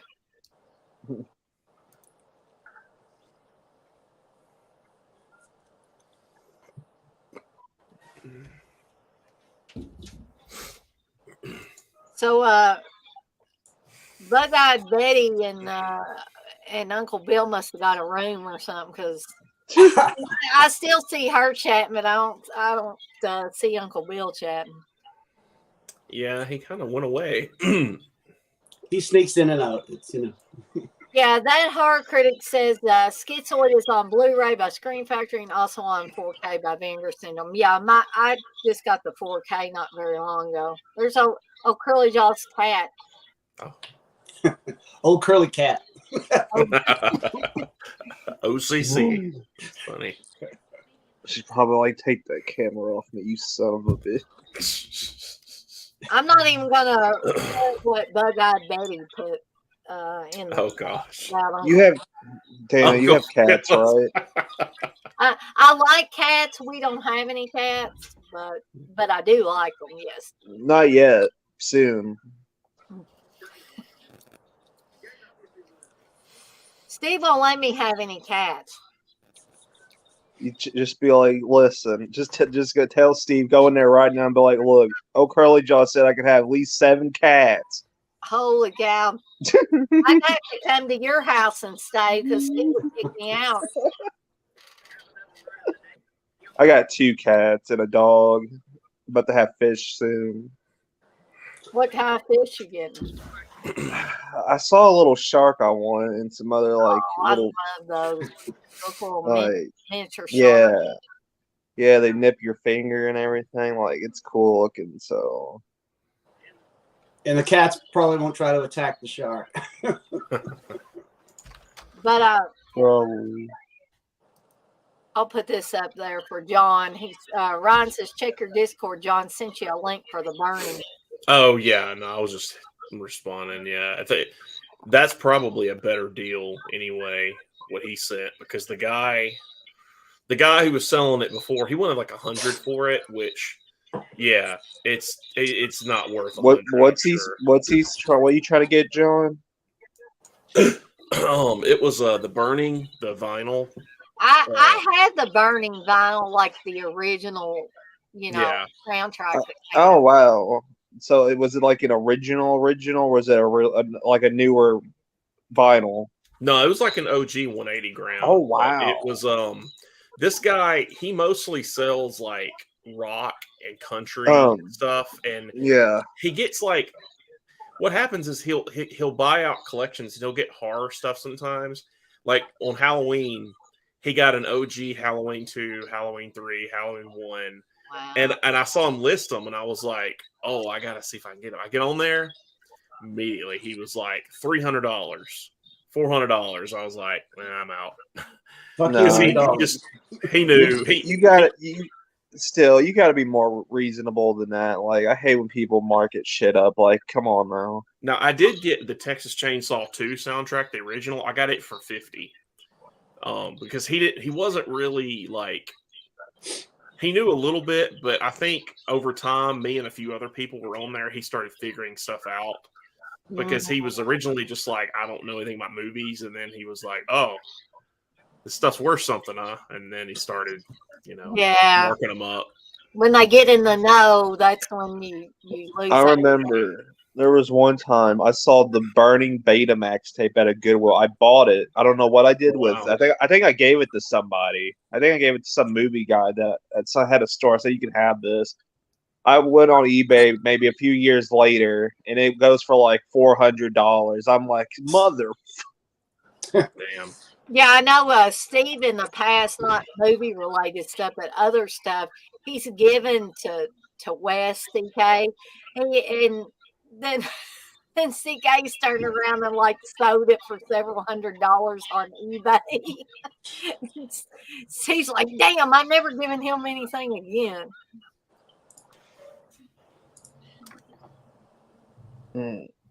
I'll be right back. Okay. I'm trying to get out of the vinyl game. Like, not totally, but I'm trying to just keep with soundtracks now. I can't keep up with vinyl anymore. It's too much money. I can't help myself, though. I mean, I guess I'll never totally get out of it, but there's just things that pop up. Just when I think I've probably got enough vinyl, something else will pop up that's just so cool. Yeah. I got that Texas Chainsaw Massacre 2 one that came out on vinyl not very long ago. And the waxwork one? Yeah, it's a great and one. mainly, but the reason why I got it was because the packaging was just so cool for it.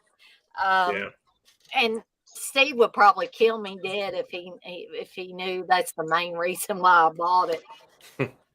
It's pretty cool. They do great stuff. Yeah, it's true, Ryan. Once you're in, you can't get out. Yeah.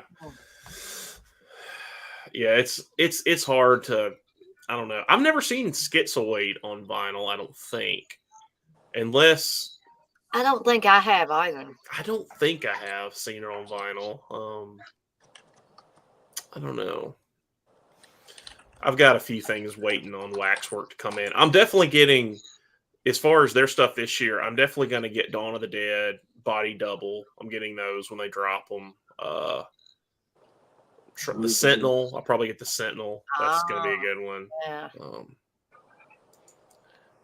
And I need to get, eventually, I need to pull the trigger and get that Videodrome from Mondo. They've got a copy of that. Yeah, I don't have that one. Yeah. I'd like to have it. It's been out for a while. I just keep forgetting to buy it. So here's the scene where Mariana Hill's character is coming to like have dinner with old Klaus, and his daughter is not happy. Oh, curly claws. I guess I just didn't realize she was in High Plains Drifter, Mariana Hill. I didn't. I'm looking her up. I'm like, yeah. Oh my gosh, I yeah. forgot she was in that movie. I'm thinking back to the days when I used to watch some of those older westerns with my dad. I'm a big Eastwood mark, so Me love too. most of his stuff. And I got my dad to thank for getting me into Clint Eastwood, Charles Bronson, people like that. I probably wouldn't have even known about the Death Wish movies for a long time if it wasn't for my dad. Good stuff. Yeah, Eastwood it would have been cool to see Eastwood do more horror movies. I know he did Play Misty for me, but that's really like a thriller. But I think it could have been interesting to see him in the 80s in like a horror movie. You know? The Beguiled, wasn't he in that one? Maybe. Fistful of Dollars. I agree, Josh. Yeah, that's a great one. Love that movie. I love The Good, the Bad, and the Ugly. I don't know how many times I watched that one with my dad.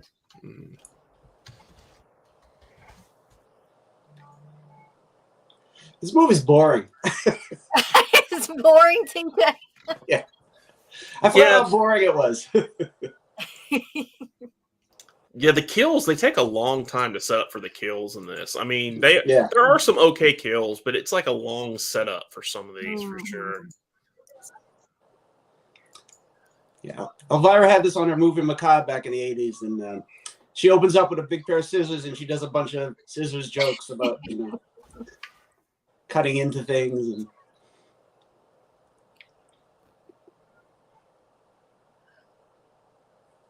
Yeah, this movie probably, I mean, it's not really all that long, an hour and 25 minutes and a handful of seconds, but this is another movie that could have benefited from being tightened up a little bit.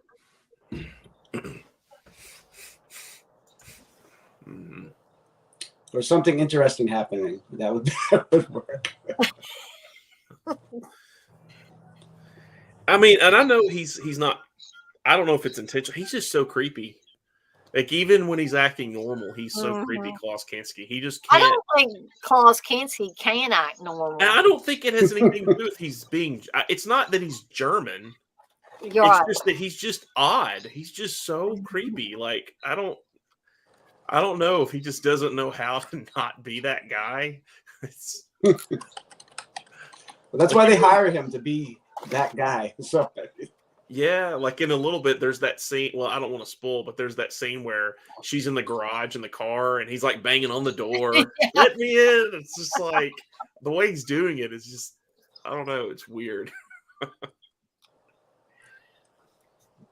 And these are the typical cops, like especially the head cop there, who doesn't take, like Mariana Hill, doesn't take her seriously until some people from her therapy group actually start turning up dead. Mm-hmm. Women, you never believe what they say. They don't know what they're talking.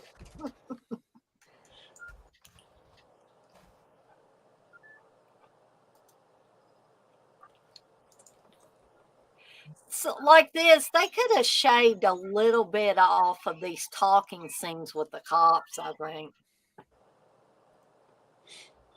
Mm-hmm. We don't need them talking that much about the crime in the city. They're going through that cop drama vibe for this. I guess. Richard Hurd, which he's been in everything.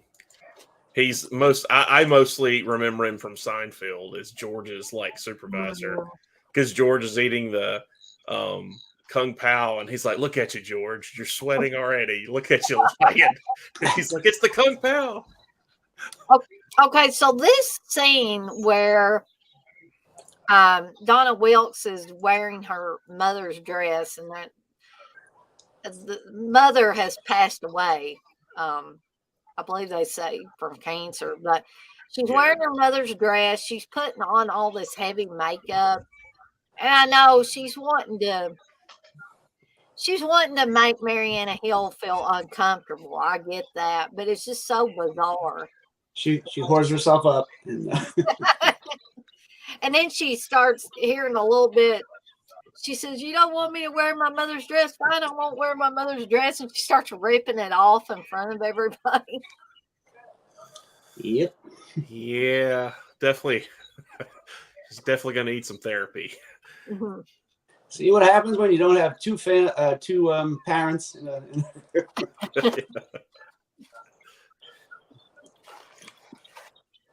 She looks like she's 50. Jeez.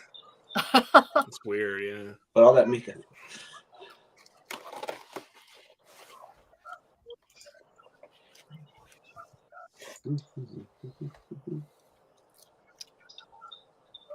Now, I could be wrong here. I'm seeing the lady who just brought out the food. Uh-huh. And this is just, I may be really, really reaching, but looking at her face, I think that's the lady in Ghostbusters in the hotel when they're like going after Slimer.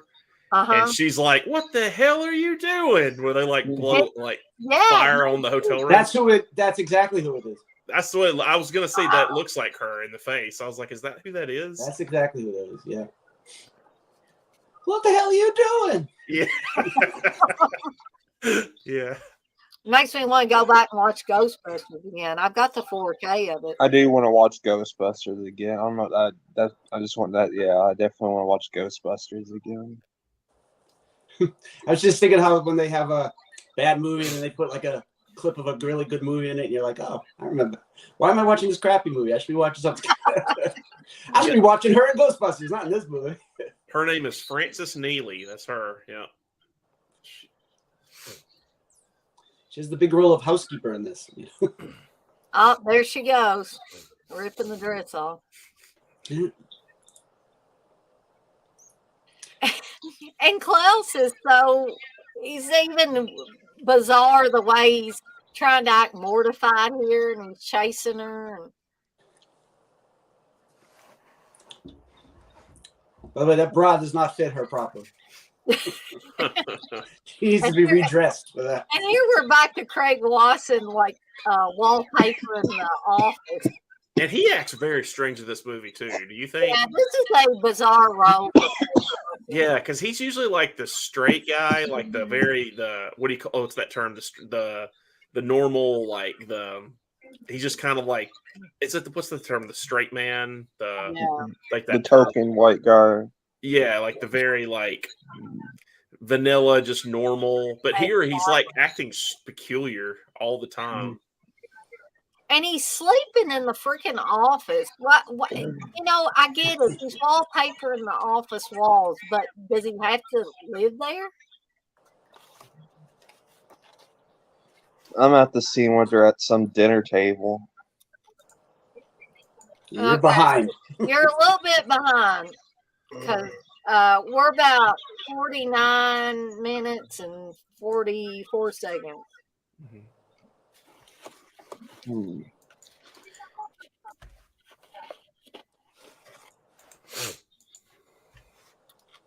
So what's everybody think of Christopher Lloyd's portrayal in this movie? Does it make it a little less boring, this movie, for you, TJ? I mean, he's in it. That's like... Right. I'm trying to find him. It's kind of like the look, and it probably is just because of the time frame, but when I see him in this movie, I just keep thinking it's like his character from Taxi. Yeah. Not, but it's just, I think it's probably because of the filming at the same time frame, so they look, the hair and all, they look the same. And his name is Gilbert in this movie. Christopher Lloyd does not look like a Gilbert. Yeah, not really. I'm looking up Craig Wasson, and I'm just like, what is he doing now? He doesn't really do anything anymore, film-wise. No, I think he's kind of retired. As far as older stuff that he was in, though, he was in Ghost Story, and he was in Nightmare on Elm Street 3 as one of the doctors. He was in Malcolm X. Oh. You want to see a terrible Christopher Lloyd movie? What's that? The Oogie Loves and the Big Balloon Adventure. I've never seen that.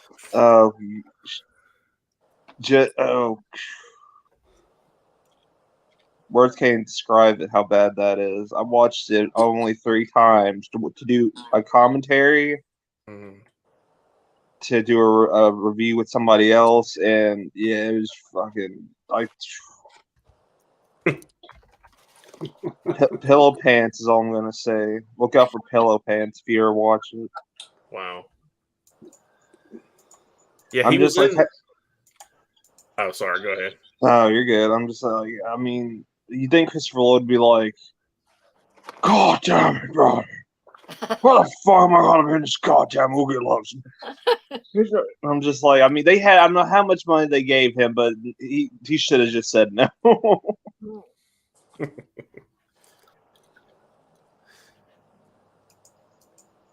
You all went back to the future for. Fuck you, Marty. You're getting Oogie Loves. What is that accent?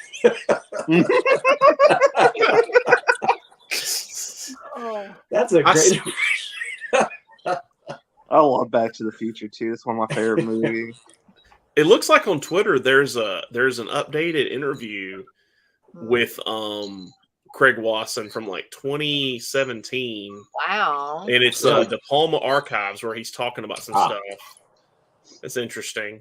He must have just kind of gotten out of the business and stayed away from it. That Yeah. that happens a lot. A lot of people probably, I mean, especially these 80s and 70s actors, they probably just get over it. You get so far in and you're just like, I'm just going to do something else, or maybe, Yeah. I'm Mm. gonna I, paint or sculpt or something. I liked Christopher. I liked, speaking of Christopher Lloyd, I liked him in that Piranha remake. Yeah, he Mm. wasn't. He that was one. great in that. He's basically Doc Brown but with fish. Clue. He's in Clue. He's in good. He's in that. Yeah. He's fresh. He was in wasn't he in Camp Nowhere? Does anybody remember He that? was. Yeah, that's a good I movie. used to love that movie. I'm just gonna just do binge watching Christopher Lloyd movies. What's? Piranha 3D. Oh yeah, that's the one. That's a great movie. I saw that in the theater.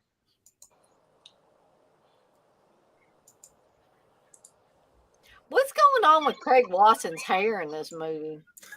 It's so, His hair is so weird.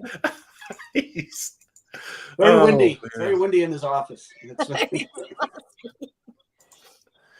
Now, somebody, I will say, the one of these genre actresses that kind of transitioned very interestingly was Heather Langenkamp, because she's like, if you look at her stuff now, she's actually big into like makeup and stuff. Like she worked on Cinderella Man, Dawn of the Dead. Like she's had like kind of a different career doing that, which is kind of cool considering she was like a final girl. Her and her husband, they have a special effects company. They both, you know. That's pretty cool. That she'd be like interesting to. I don't know how many interviews she does now, but it'd be interesting to see. I don't know. She's on the cabin in the woods behind the scenes with the special effects. You can see her on some of it. Nice. I wish I had met her years ago when I think she was at a Fright Night Film Fest convention here in Louisville. And for whatever reason, I didn't go up and meet her, and I should have. She's very nice. I met her a few years ago. We talked about her show, Just the 10 of Us, from the 90s. Because everybody's probably talked to her about Elm Street, and I'm like, I'm a fan of her from that, but like, I remember that show. Like, I met. That's funny. The honky tonk.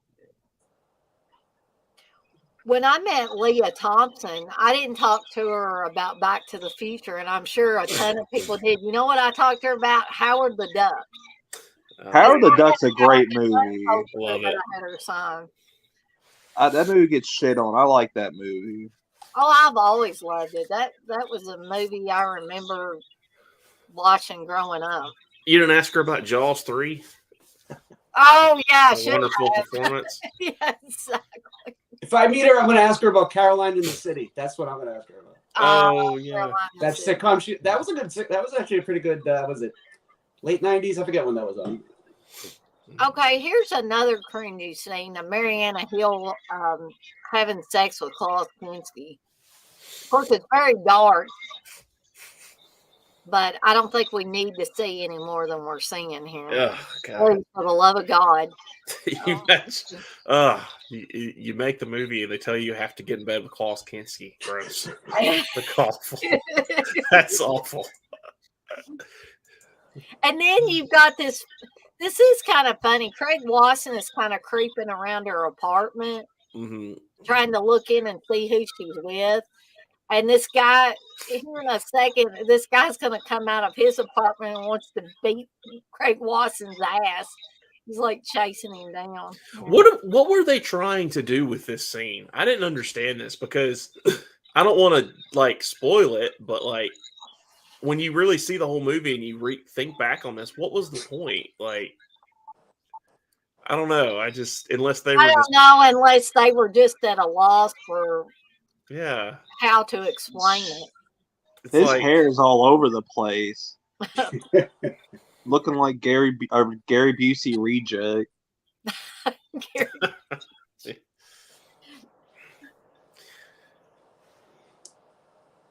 Yeah, he was in a movie called Carney with Gary Busey, which I've never seen, but I've always heard is really good. Yeah, I haven't seen it either. I need to watch it. This is like a weird comedy moment for some reason, I think. Yeah, and it's at an odd spot in the movie. Yeah. Yeah, it's very odd. This guy's got a freaking baseball bat. Oh God, no, we don't need to see this. This movie needs more duck quacking. I don't need to see Klaus Kinski embracing Mariana Hill and She smoking. looks like she's trying to get away from him. Her face is like, Please let this sing in. What a romantic scene. So here's another bizarre scene with Donna Wilkes. And then all Klaus does when he comes in, we used to dress you in that when you were a little girl. It's like that's all he wants to talk about. This is like Miss 45 a little bit. Yeah, a little bit. Well, this is supposed to be, oh, look, she's in the outfit that the killer's wearing. Oh, yeah, mate, that's probably... It's a red herring. Even though she's Not a very out. good red herring, though. Well, you know. This movie is filmed like... It's filmed very much like movies that have two directors. Like, they go so far, something goes wrong, and then someone gets fired, and then someone else comes in. That's what this feels like, because there's so much weird shit happening that's just like, why do you need that? It's like popcorn. Yeah. Yeah, that's what I was thinking of, too.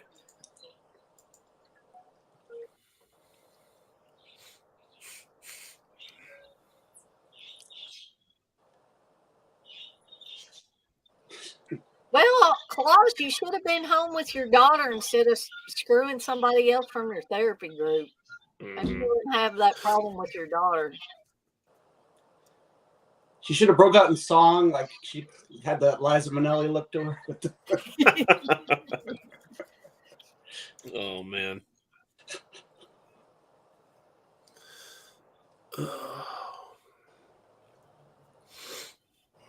Got all these point of view shots. Very like slasher movie point of view shots. Does anybody know who this actress is? TJ? I'm just testing TJ's.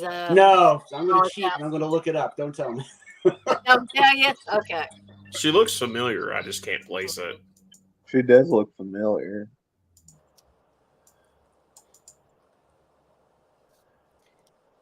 Oh my gosh. I know. Okay. Yeah. You know who it is, John? Yeah. Now that I see her filmography, yeah, I remember her now. Yeah. And what in the hell is going on with the switches for that hot tub? They look like they're coming off the wall. It's like that's a fire waiting to happen there. She was the spoiler. She was the killer in To All Good Night. Yeah, yes, she was. Which is the David Hess movie, right? He directed that. Yeah, sure was.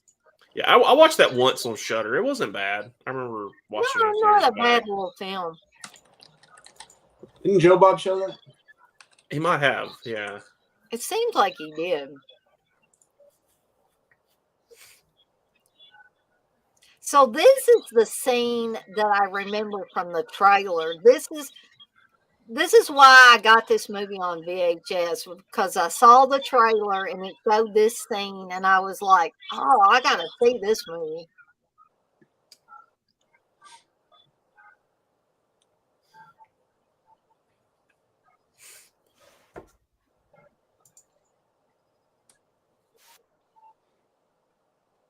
Looks like they were trying to do a psycho shower scene kill there with the cutaways and stuff. Mm-hmm. Yeah. You just hear like a shitty like. I think Valentine ripped this off. This scene with the. Oh yeah. With Denise Richards. That's funny. I hate that movie. It's terrible. Yeah, we had to rewatch that for a podcast recently, and I was not a fan either. I forgot how much it was. I just wasn't. It didn't age well. I don't think. Yeah. I didn't even watch Valentine this year in celebration for Valentine's Day like I normally do. I watched it recently and I realized, oh, there's two doctors from Grey's Anatomy, and they were both in Grey's Anatomy, never had scenes together. And the same thing with Valentine. They were in the same movie together, but they never had scenes together.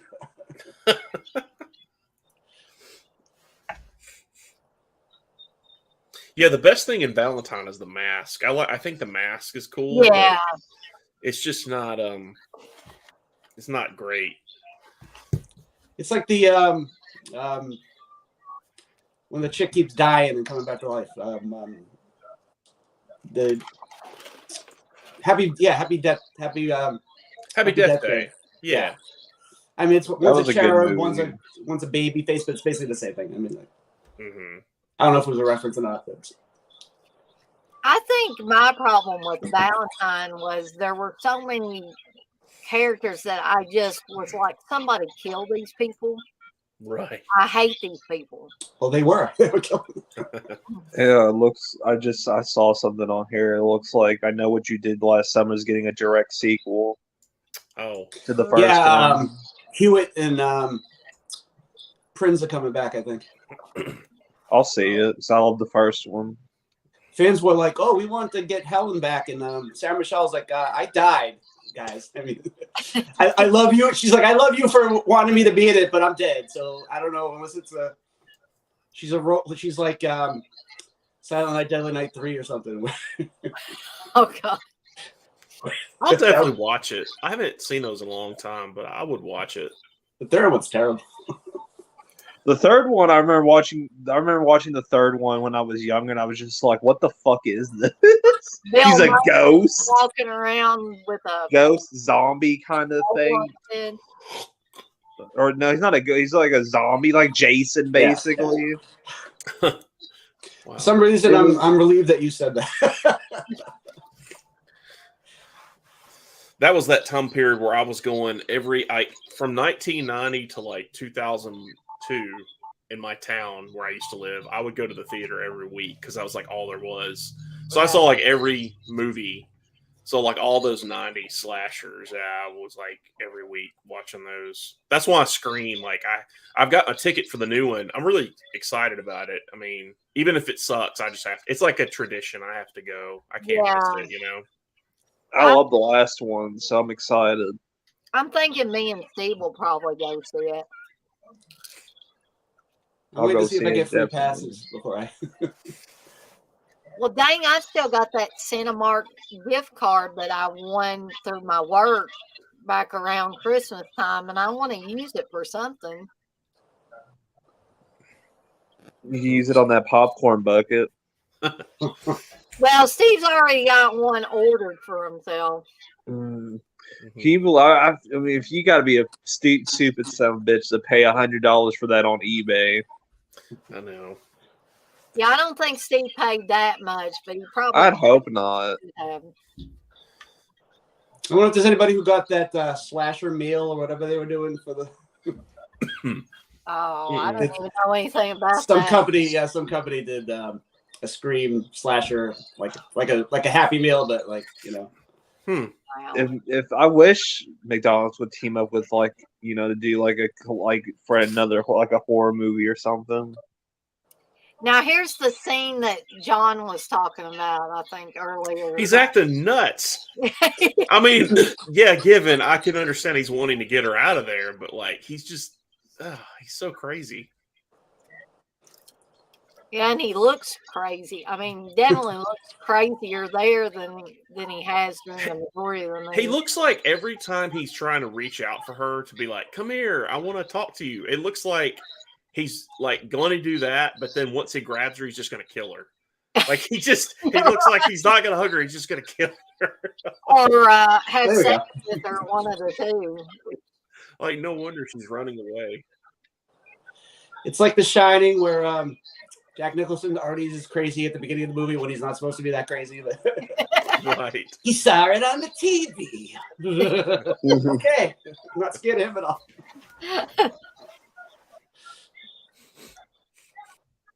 What's with these posters on the wall?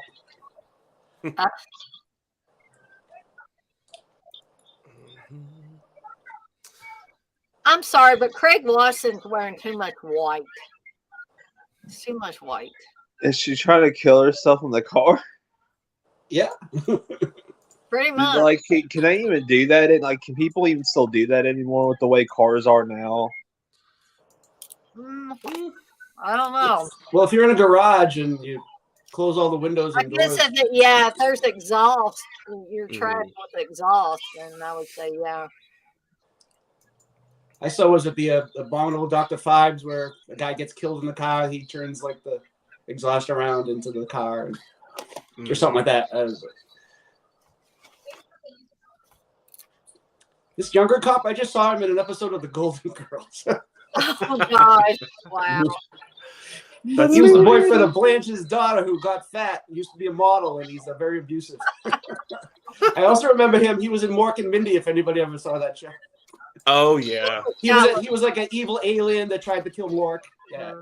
It was like a 3-episode arc or some weird thing like that. I was That's the trying to weird figure things out I where remember, he was you know? from, because he looks familiar. I just couldn't place him. Like Golden Girls. Believe it or not, I'm walking on. Oh, that's Greatest American Hero. I used to watch that too. I love that show. Craig Watson, William Cat, same thing. Yeah. If they ever reboot Greatest American Hero, they need to get John Cena to be it. They got to have the original theme song though. There used to be a guy from my hometown they don't call him that anymore, but they used to call him the Greatest American Hero because his hair looked just like William Katz in the show. I love William Katz in House. It's such a great role. Oh yeah. Yeah. The first one. Oh yeah, and then First one's the best one, yeah. There was a part 4, I think, where they brought him back, sort of the same character, but not really the same character. Speaking of House, did you see the remake in House or making a direct sequel to House? Really? Who's doing that? Blumhouse. Okay, yeah. That. She's like, oh. Yeah, I don't know. When you said that. I love them both, like 1 and 2. I think 2 is my favorite just because I grew up with it on USA, but The second 1 story. is so good. Like George Wendt is like hilarious in that movie. He just keeps getting dragged into all the situations, like the closet, pulling the thing out, and it's so funny. What's funny that the first one has George Wendt and the second one has Ratzenberger. Yes, I was like, yeah. if they had done the third one should have had like, I don't know, Rhea Perlman or That's Ted awesome. Danson. Nah, he would have been too expensive. They probably wouldn't get Ted Danson. Gosh, Ratzenberger's character is so hilarious in that second one. He's like, yeah, it looks like you just got a hole into another dimension in there. Yeah, that's a great one. I don't think I've seen 3 or 4. If I have, it's been a long time. I'm not sure. I think 3 was the horror show, right? Yeah. With Brian James was in it Oh yeah. as a Freddy type killer. I like that one. I need to go back and watch that one again. Those were just like named house when they weren't really house movies. So like, let's try to sell that. You know, speaking of, I don't know why this came up to mind, but just forgotten horror movies. Do y'all remember Sleepwalker? Yeah, this is from the Stephen King story. The cats. You're talking about the Yeah, cat? yeah, that Yeah. one. I enjoy that one. A lot of people don't like that, but Yeah, it's all right. and And it's got Alice a lot of Krieg from cameos in it too. Alice Krieg from that great Texas Chainsaw sequel. I know there's better things to reference her from, but I wanted Oh, to no. add that. Yeah. I almost forgot that movie. Almost. She was actually in Ghost Story with Craig Watson. Yes, when she was hot. I want to say was she in the the Silent Hill movie a few years back? She's in something recently that maybe not. I'm trying to I remember. can't remember she was in that. She was in the Star Trek Next Generation movie. She was the Borg Queen. Okay. Are you excited, Dana, for the 3 Stephen King movies coming out this year? I saw the trailer for Boogeyman, and I'm really, really wanting to see that one. That's PG. That's the film's only rated PG. That's crazy. Mm. Did anybody ever see, like, back when Stephen King was really doing those dollar baby things, and there were at least a couple of old VHSs that came out, and I got one of them that had the Boogeyman story and the woman in the room about the guy that's considering, well, I guess he pretty much does, but his mother is dying of cancer, and every time he comes to visit her at the hospital, it's just worse and worse for him. And so he gets the feeling that she wants him to just keep giving her pills until she just slips away. And it's a depressing story in a lot of ways, but the way it was made, I think college film students made these. And the Boogeyman one was actually pretty good as well. Pretty creepy. She looks like she's about to go join that band, Greta Van Fleet or something, with that hat and that costume. I'm like, what is that? I guess it's 70s, right? She's like a gangster or something. Yeah, Now see, I'm gonna shoot you, eh? Especially my dad, see? Man, Craig Wasson is so weird in this movie. I don't know why he acts so weird in this movie. He already said that where he said, yeah, but did you do it? Yeah. Because he seems like the kind of person that, like, in real life, he's more of like a naturalistic just kind of actor. But I feel like in this movie, they just told him, like, really ham it up, act. Yeah, go over the top with this stuff. Because even when he was talking to those cops earlier, he was like walking around like, hey, what do you need? It's just like, he's not being normal at all. No. And there's Christopher Lloyd again. Why does that look like Tim Allen? What the fuck? Bruh, I'm fucking dead.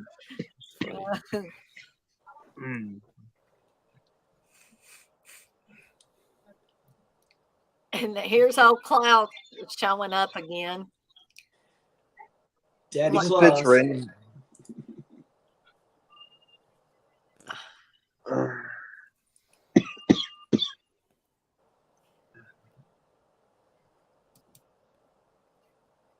What the fuck's happening? This movie's weird. There's so much shit going on. It's that suspenseful turning on all the lights scene. That's what it is. And they're checking all the offices. Is that woman I was screwing? Is she in here? Is she in this office? It's like one of those scenes where someone gets out of the car and you're going to see him close the door, and they get to see him walk around the car, and they're going to see him go up the walkway and then go into the house, open the door, and then close the door. You have to see everything.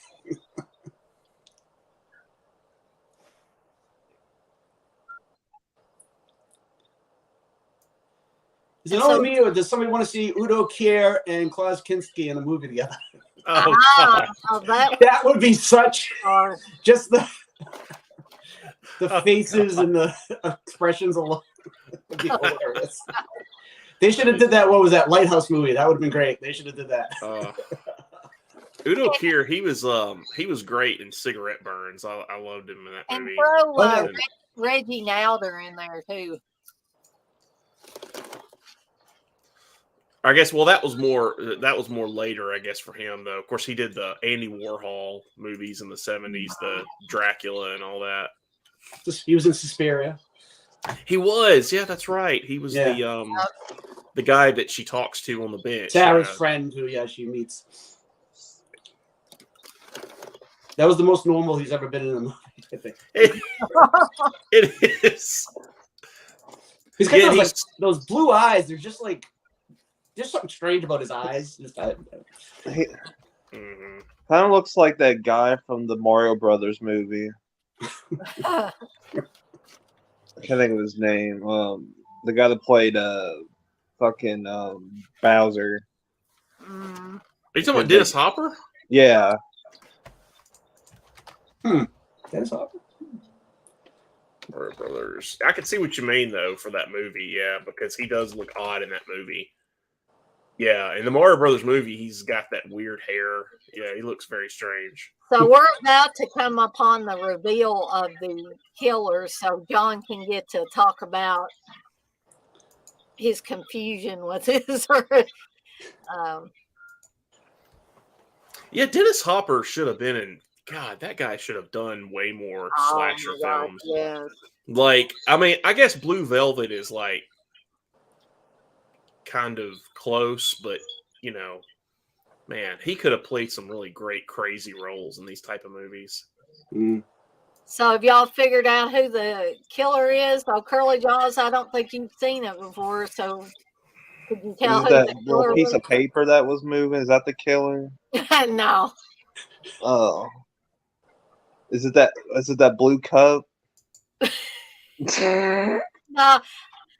Actually, we fucking just saw the killer there for a second. Now back to the. See, they didn't need this scene either. No. They did not, and not at this point.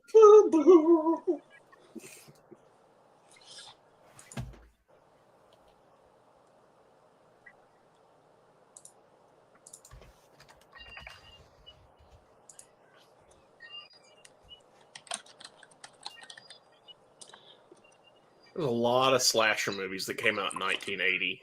Oh, a ton. Yeah. You could probably do a whole stream just on 1980 slasher films.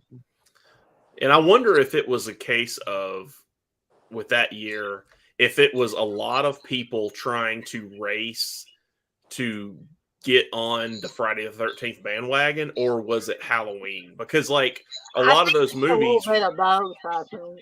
Yeah, because a lot of those movies would have been made in 79, Mm-hmm. but some of them probably knew that Friday was being made, but they probably didn't know how big it was going to be. So Right. it's kind of an interesting time. I don't know. So weird Craig Wasson, is he the killer? He sure got the gun.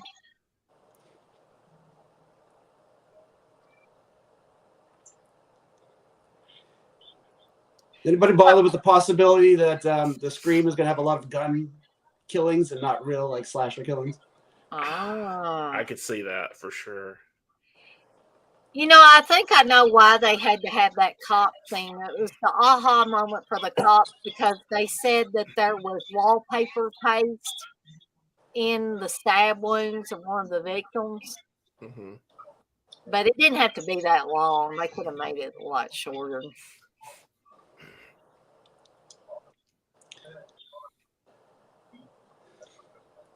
And what this guy looks like fucking who the hell is that fought Jerry Lawler oh Andy my Kaufman? God, he looks like fucking Andy Kaufman.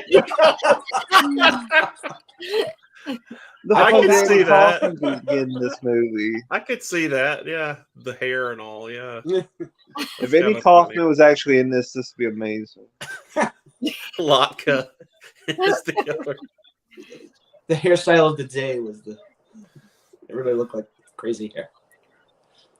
Yeah, I just don't think Craig Wasson is like really fit for this kind of turn. He just doesn't. No. Maybe that was what they were going for, but he doesn't have that.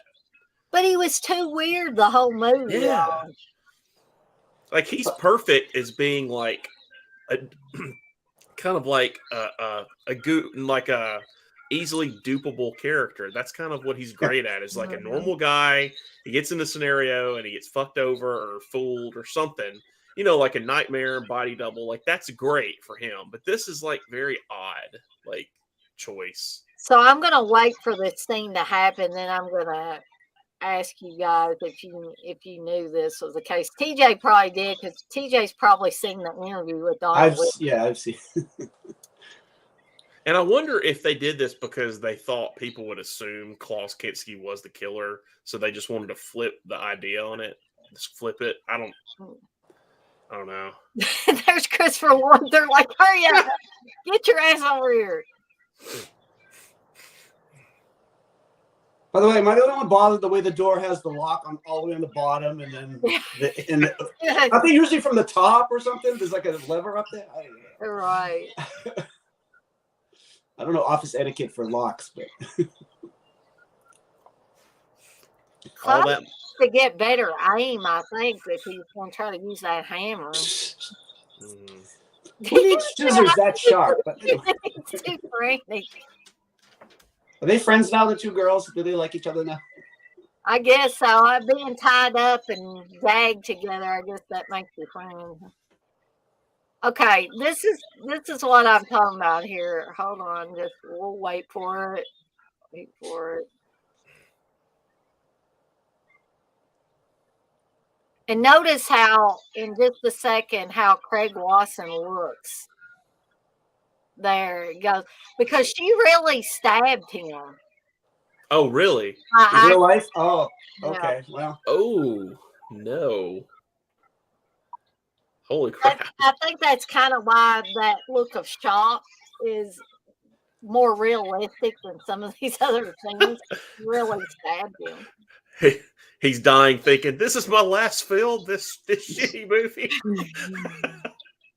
By the way, at least Donna Wilkes did something in the Klaus Kinski hugging his daughter and the woman he's having sex with.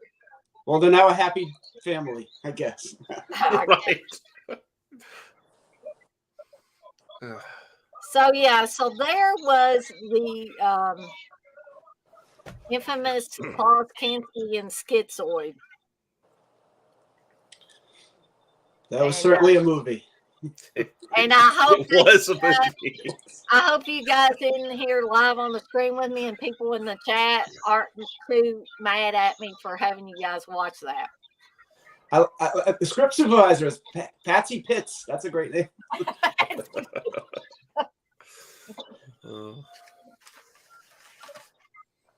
Oh, it's canon. Well, there you go. I forgot it was canon. Yeah. That's your culprit right there. Menachem Golam. That was their whole motive. That was their whole motto back in the day. We must film, go. Like, they just go.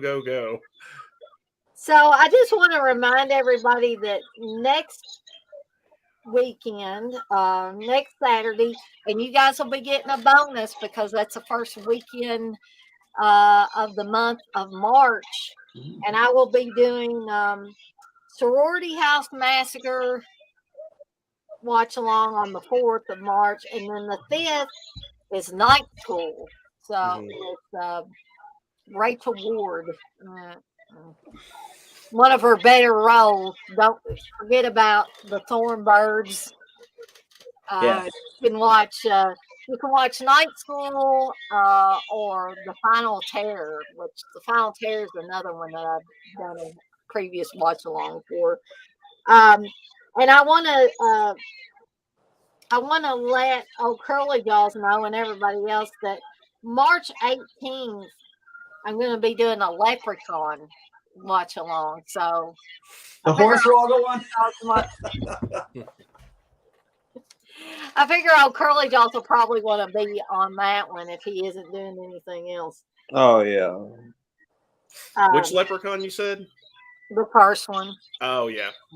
You don't want to watch the one with the Hornswoggle in it? You don't want to watch that? No, that one's fucking terrible. Did you ever see the interview where he was like, "Yeah, I did a better job than the guy in the original who did all the other movies. I'm great. No. It was terrible." I'm like, dude, are you ridiculous? Are you still in the? He still thinks he was in the wrestling. He was trying to do a wrestling promo where he's getting all the marks to believe that he's actually a good actor.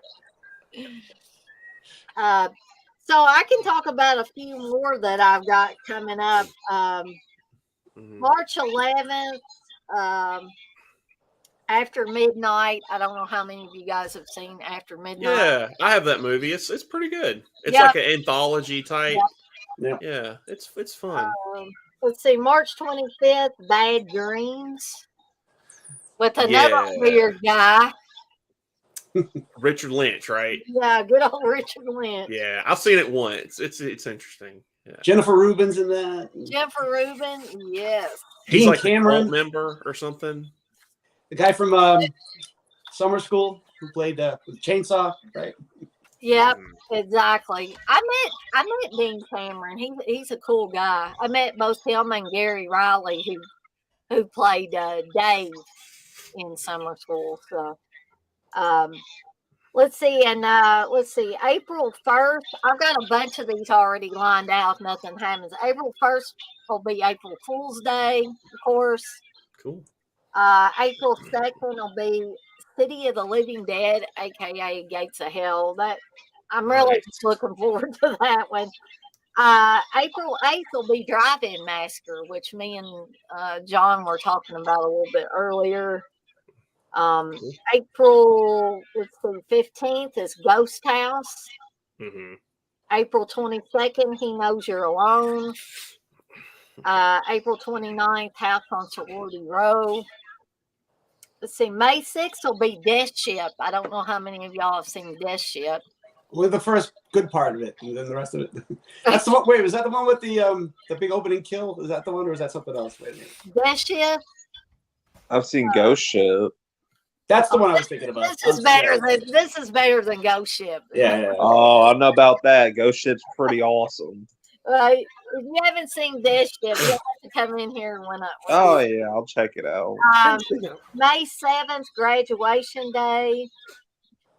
May 13th, The Prowler. And May 20th, Eyes of a Stranger. Oh, that's an interesting one. I watched that one last year with the King Frats in that one. Yeah. King Frat. I don't want to spoil it, but yeah, he's. You should watch that movie. You should watch King Frat. Yeah. Nothing says that I have to do all horror ones. We could mix it up a little. The Prowler's kind of underrated. Like, I mean, what's not?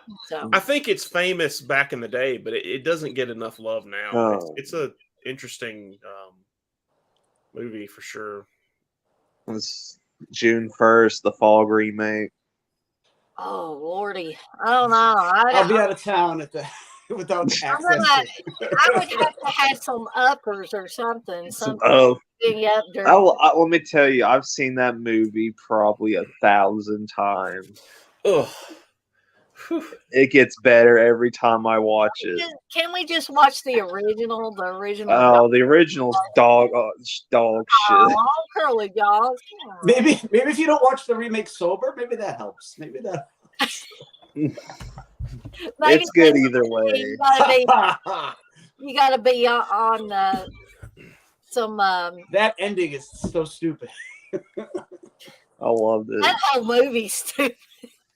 The soundtrack alone makes that movie amazing. I don't even remember the soundtrack for that. You can buy the soundtrack right now. Oh man.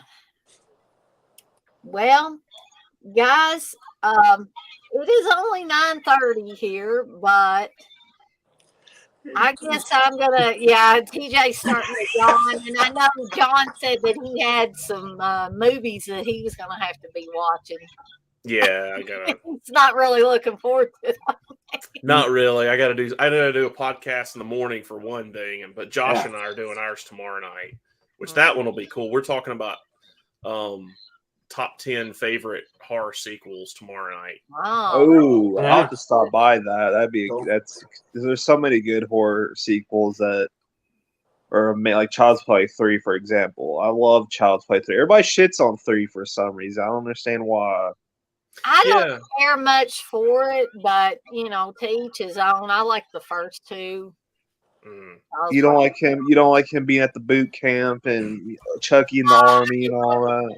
I'll just say I didn't get that whole scenario because it basically all of a sudden he wasn't after Andy anymore. Andy was too old, I guess, and latches on to that other kid.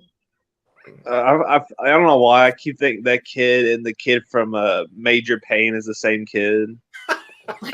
And I'm like, Tyga just came to a different school and now he's gonna face Chucky. You know who directed Major Payne? Nick Castle. Nick Castle, yeah. Yeah. Kind of The random. Shape. Didn't Nick Castle do like Starman too? Didn't he do? Or the Last Starfighter? Last Starfighter, That's yeah. what he did, yeah. Mhm. I gotta rewatch the second half of the season of Tales from the Dark Side again. Yeah, I've got to do that too. I mean, there's like 3 episodes I know by heart, but the rest of them I was looking up them earlier, and I was like, oh, I don't remember this one at all. And then I'm looking at some clips, and I was like, oh yeah, I gotta rewatch it because I'm like, what is this? TJ's gonna have to take him some notes. I need to watch that Tales from the Dark Side because I love anthology stuff. Oh, I think you'll really like it. Like the Twilight Zone, the movie. That's one of my all-time favorite movies. I didn't know that. I Well- love Twilight Zone, the movie. That movie's underrated. Like I know the shit that happened in it's fucked up, but I still think it's a great movie. I just have to look at it from a movie perspective and Yeah. kind of leave all that other stuff Like out of it. I'm surprised they never I know they wouldn't have made a sequel right after that one, but I'm surprised they haven't made a sequel or done another Twilight Zone the movie. They did a Tales from the Dark Side of the movie as well. Mhm. Well, they brought back Very Dark Twilight Zone with Jordan Peele, Jordan Peele. Yeah, they had that. That was which I'm surprised he didn't make that a movie. Like I think he would. I think that would have done better as a movie than a show. I don't know. I've been staying away from Jordan Peele. Jordan Peele stuff lately, and Nope. I Get like out. Nope. Sorry. I like Nope a lot. I was, Yeah, I I'm not thought it gonna was good. apologize. Everybody has their own opinion on this. I've stuff. never seen any of Jordan Peele's movies. Just because they look generic. What y'all think about John and TJ? Did you watch the Candyman? I didn't I haven't see seen it that. yet. No. Now, Didn't really care Candyman to. was great. I will say that, but he was only a producer on Past that. the opening credits, they were playing that old Candyman song, and I was like, no, this is not right. This is not right, and so I wouldn't even watch it. I don't know if Steve finished watching it or not. This isn't right. This is bullshit. That's basically. But you know, I am not so inflexible that I can't say to each his own. So you know, there's a lot of movies that old Curly Jaws loves that I absolutely hate them, but I don't mind that he likes them, and I like to hear him talk about them because it's entertaining. So I'm still waiting for the Fog 2 to happen. I got Tales from the Dark Side, the series on Amazon. I had season 1. I got through it. I'm gonna have to start the rest of them. I just had forgotten how I think as a kid watching that intro and watching some of them, I just thought they were all terrifying. And then I watched it, I was like, oh, this is just a lot of fun. This is just a fun show. It's not always the same. But yeah, it's really a great series. We need to do a commentary for Creepshow 3. didn't Deadpit already do that? They did. Hey, there's never enough commentaries for Creepshow 3. Really? Ooh, man, I don't know if That's the best. That's hands down the best Creepshow movie. You know, John was talking earlier about watching movies where you think you'll give them another try. Maybe you've mellowed about them. I've done that before. Me that I did not mellow about it. I think I I liked it even more. That was with me to the Elm Street remake. I used to hate that movie. And I grew on me. It grew on me. So bad. I mean, I think Jackie Earl Haley did a really good job. I know a lot of people shit on his He's not good as Freddie, in my opinion. He's been good in other. You know, I'd rather watch him 1,000 times than the Bad News Bears breaking training. My big issue with him in the Elm Street remake, he's basically doing Rorschach from. He's doing the voice from Rorschach. I mean, he's not really right. He is. I think he was. They were sort of. That's why they got him. I'm sure they said. I think you did that movie. Could you sort of do the same thing here, kind of thing? if they do another Elm Street movie, they need to get Christian Bale to be Freddy. Well, that might be interesting. Oh, fucking That'd be interesting. When I think about Christian Bale, all I can think of is American Psycho. That's ingrained in my memory. I've got to return some videotapes. Or they can get Christopher Lloyd to be Freddy. He's too old. if England's too old, he's too old. I mean, he'd be like, Marty, I haven't even caught you yet. Yeah. Come on, Marty. Oh my god. with that accent, whatever that accent.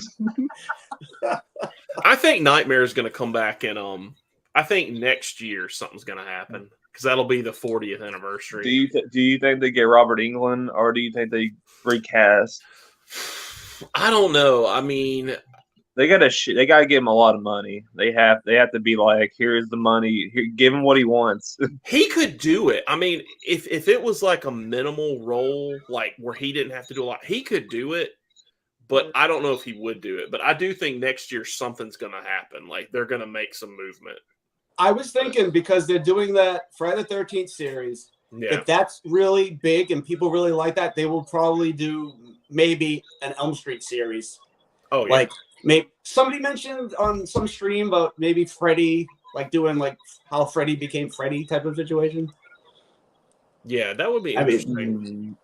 Because there's Freddy's Nightmares. That first episode was sort of Freddy's backstory. That was a good episode. It was just really poorly filmed, but it was. Well, that was cheap TV back in the late '80s. It was.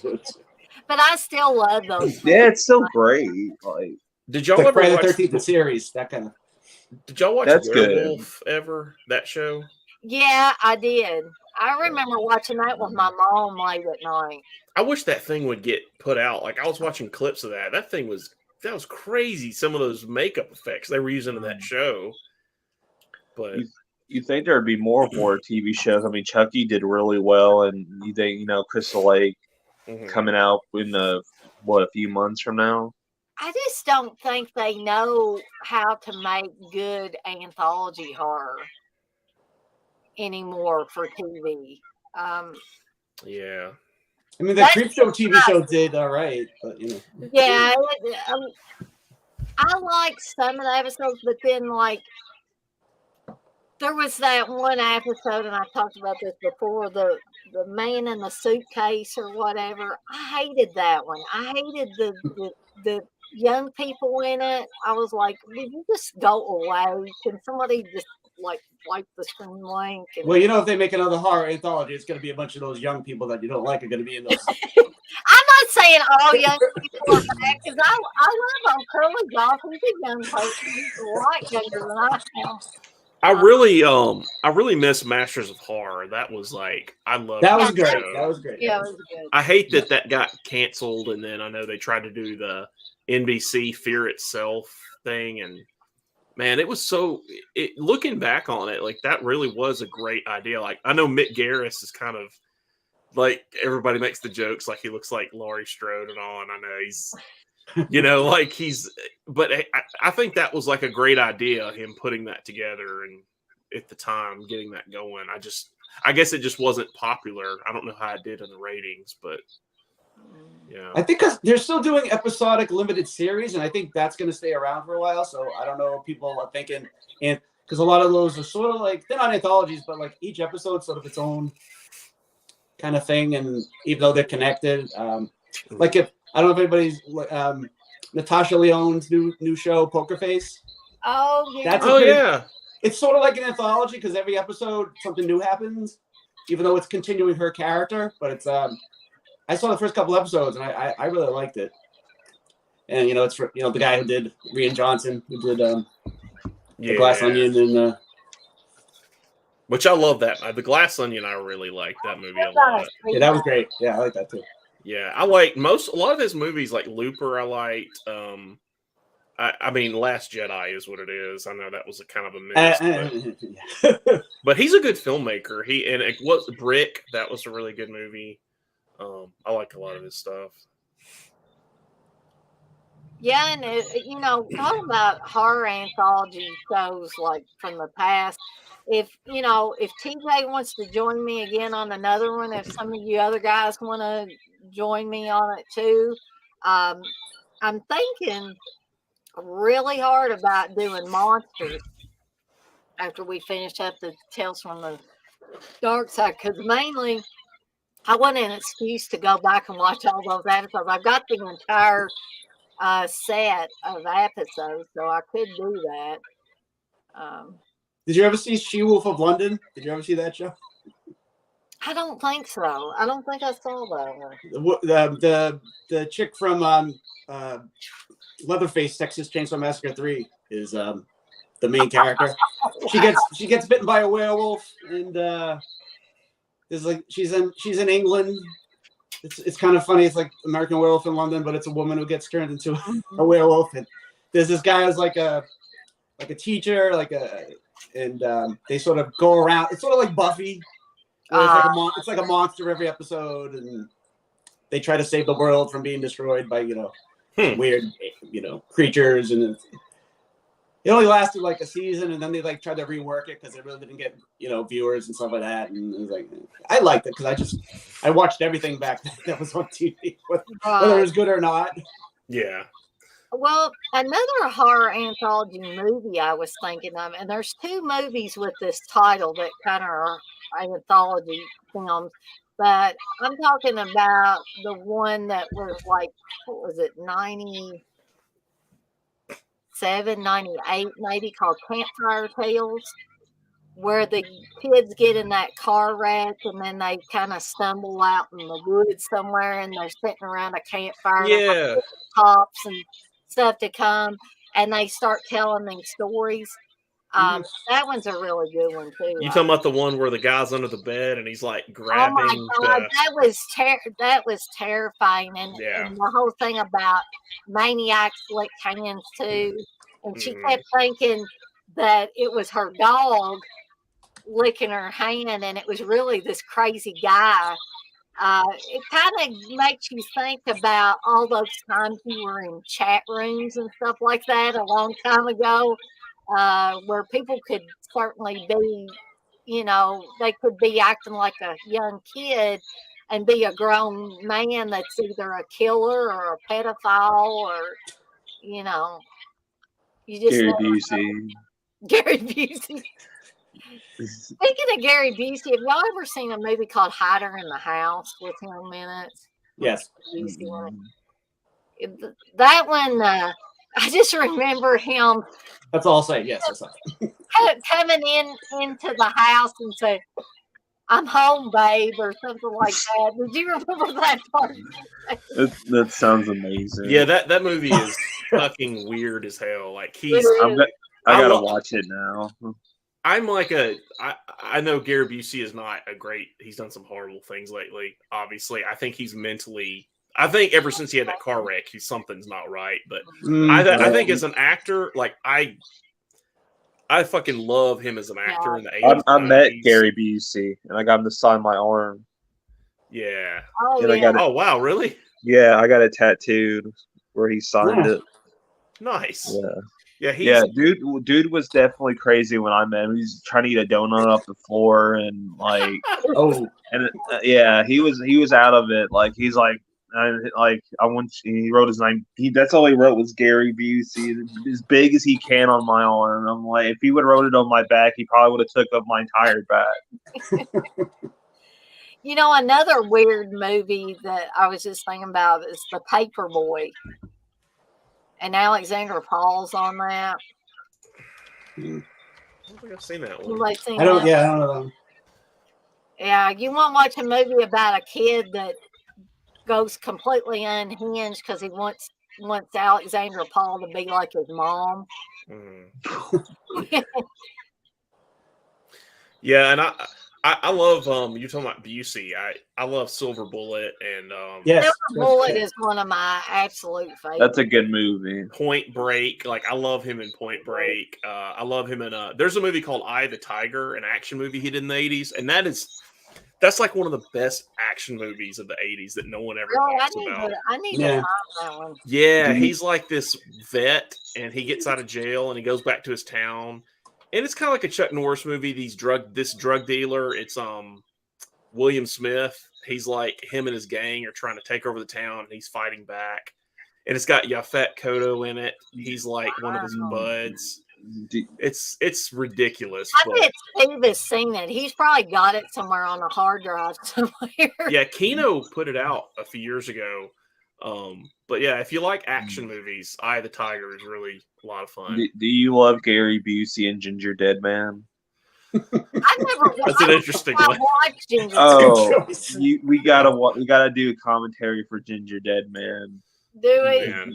It's on Tubi. In the holes where I don't have any watch-alongs ready, and He's in Predator 2. That's a good Yeah, that's a good sequel.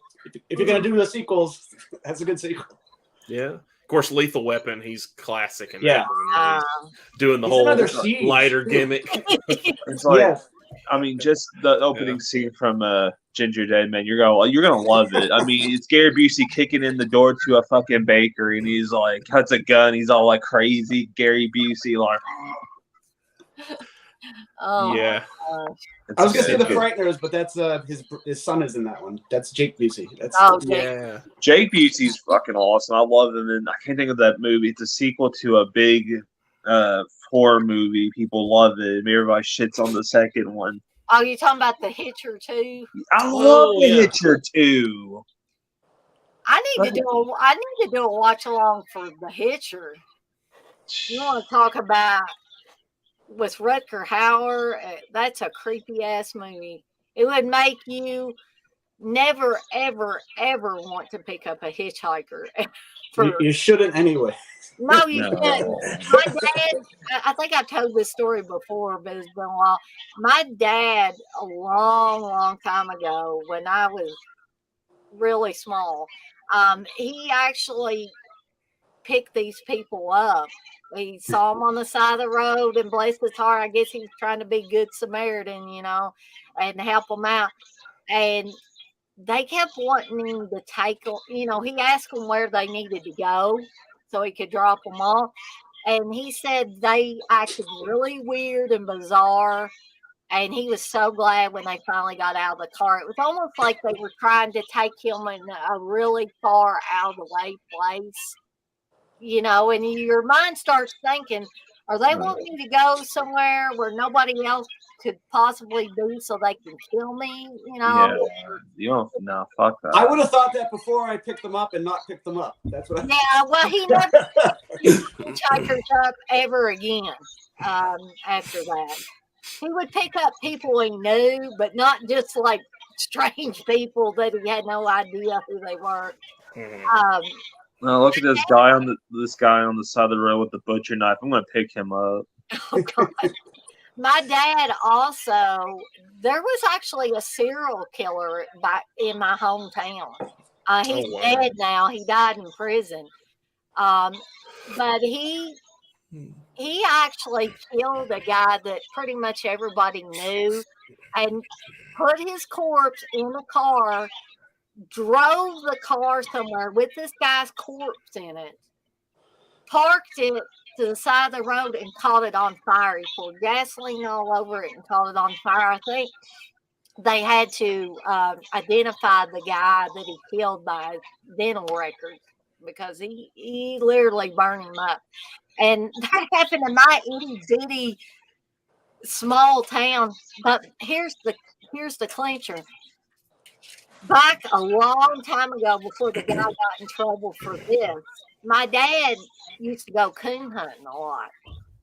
And he went coon hunting with this guy.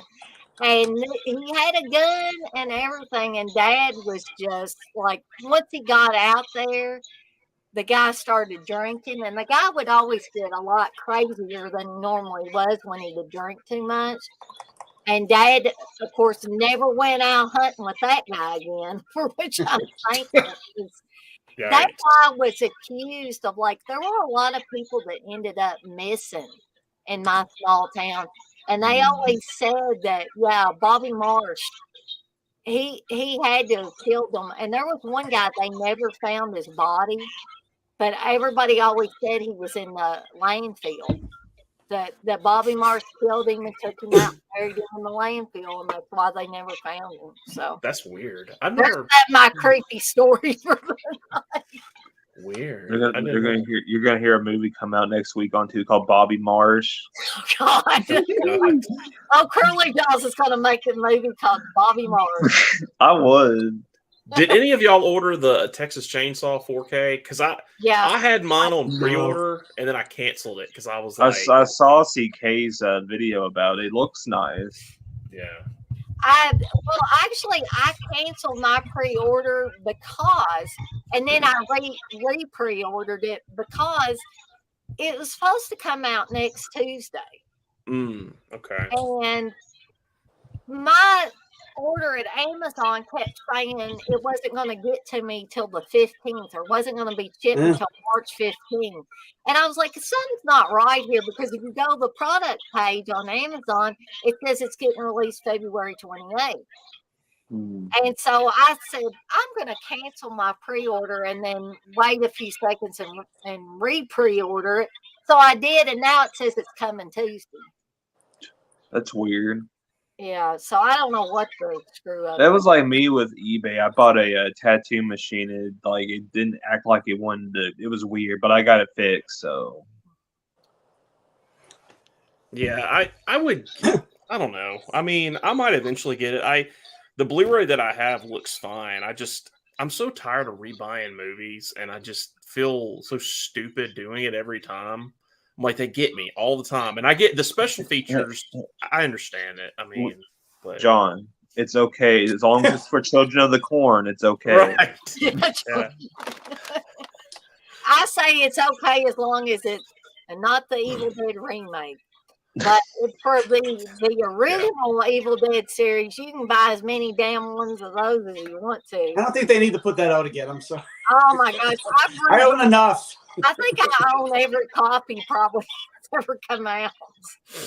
My buddy's giving me his copy of the Texas Chainsaw Massacre. I think it's the latest Blu-ray, and I'm like, I don't really need the 4K if I'm gonna get I have the old DVD, which I thought was fine, but I'll upgrade that. But I'm like, I don't know how much better you can make it look. I mean, unless you actually can feel like you're touching the corpses or something, but I don't know what else you can do. I mean, I finally pre-ordered the Martin 4K, so I'm looking forward to that. That I want. Yeah, I want that one. That's gonna be that's gonna be really cool to see what they did there. But I wish they had done something with George Romero's ex-wife as a special feature. I think on the original DVD she's on the commentary, but I'm not gonna say she's the greatest actor, but I liked stuff I seen her in. Mostly it was his movies. Mm-hmm. But she's good in Knight Riders. That's a good movie. She's good in that. And, definitely good in Knight Riders. She has a small cameo in Creepshow. She plays one of the couple that's in the crate. Yeah. And her character's name Tabitha, which was Stephen King's wife's name. Which is kind of cool that George Romero's wife, her name in the movie is Stephen King's wife's name. I just thought that's kind of weird. Yeah. But I don't know, maybe because of the divorce and she doesn't want to talk about things anymore with George, because he got remarried and all that stuff. Oh, by the way, talking about hitchhikers, I just want to. There's this short that was directed by the guy who wrote Fatal Attraction. He didn't direct it, but he wrote the script for Fatal Attraction. So he directed this short back in the late 70s. And it's about this woman, and she picks up this old lady hitchhiking, and the old lady doesn't talk. She just kind of sits there with her big purse, and the woman keeps looking at her, and it just things get weirder and weirder. And she's just she stops the car, and she's like to the old lady, "Could you go out and check the tire? I think there's something wrong." So the woman goes out, she slams the passenger door, goes driving off, and the woman's just in the middle of nowhere. And the woman starts feeling guilty about leaving the woman, so she goes to the local police station, and she's like, "Hey, I got this purse, and there was this weird woman, and then I feel weird that I left her alone." Meanwhile, her boyfriend has driven looking for her, and spots the old lady, gets in the car. And we flash back to the police station, and the police open up the woman's purse, and there's a huge butcher knife in it. And then later, we see the car of the boyfriend, and it stops at a red light, and it's there for a couple of seconds, and then the light changes, and then it changes back to red again, and the car's still there. The little woman gets out of the car, walks away, and the car's still there as the light's changing, and it ends. I'll tell you, It's like spooky too. it sounds like it. The Hitchhiker segment from Creepshow 2, I really like the whole "Thanks for the ride, lady," and Oh God, he just keeps coming back over and over and over. Yeah, that's just like the effects of that are really gushy and gory, and it's that's kind of funny, that one too. I mean, it's a hit and run driver. I mean, I guess that's not funny in reality, but as far as the I'll tell you what's funny about it is the first scene where she's been sleeping with this guy. She's paying money for this guy. I guess he's like a gigolo because she's paying man whore. to have sex. Yeah, man whore. Man. Have sex with him, and like the whole discussion where it's like she's getting dressed because she overslept because his alarm clock didn't go off like it should have, and she calls it digital junk and stuff. But he's like, he said, I counted 6 orgasms. They're having this whole discussion, and he says, and you probably had more silently so I wouldn't get a swelled head. And then he says, I do my job well. I expect to be paid well. And like that's kind of goofy, but the hitchhiker stuff is actually good. Yeah, I feel like that second one needed like one more story. It was missing maybe just like one extra story. I guess they just didn't maybe the budget. Yeah, they had one. They had a script for another segment, but they never got. They decided to go with 3 stories, and then I think someone had made it into like a little comic book, like They didn't put it out really, but they could. They sort of. Was that one called TJ? Was it called Pinball? Pinball, yeah. Mm-hmm. Thought that's what it was. Mm-hmm. I think you can find it's like online if you search for it. You can find like the pages and see sort of the idea of the script or what it was going to be like.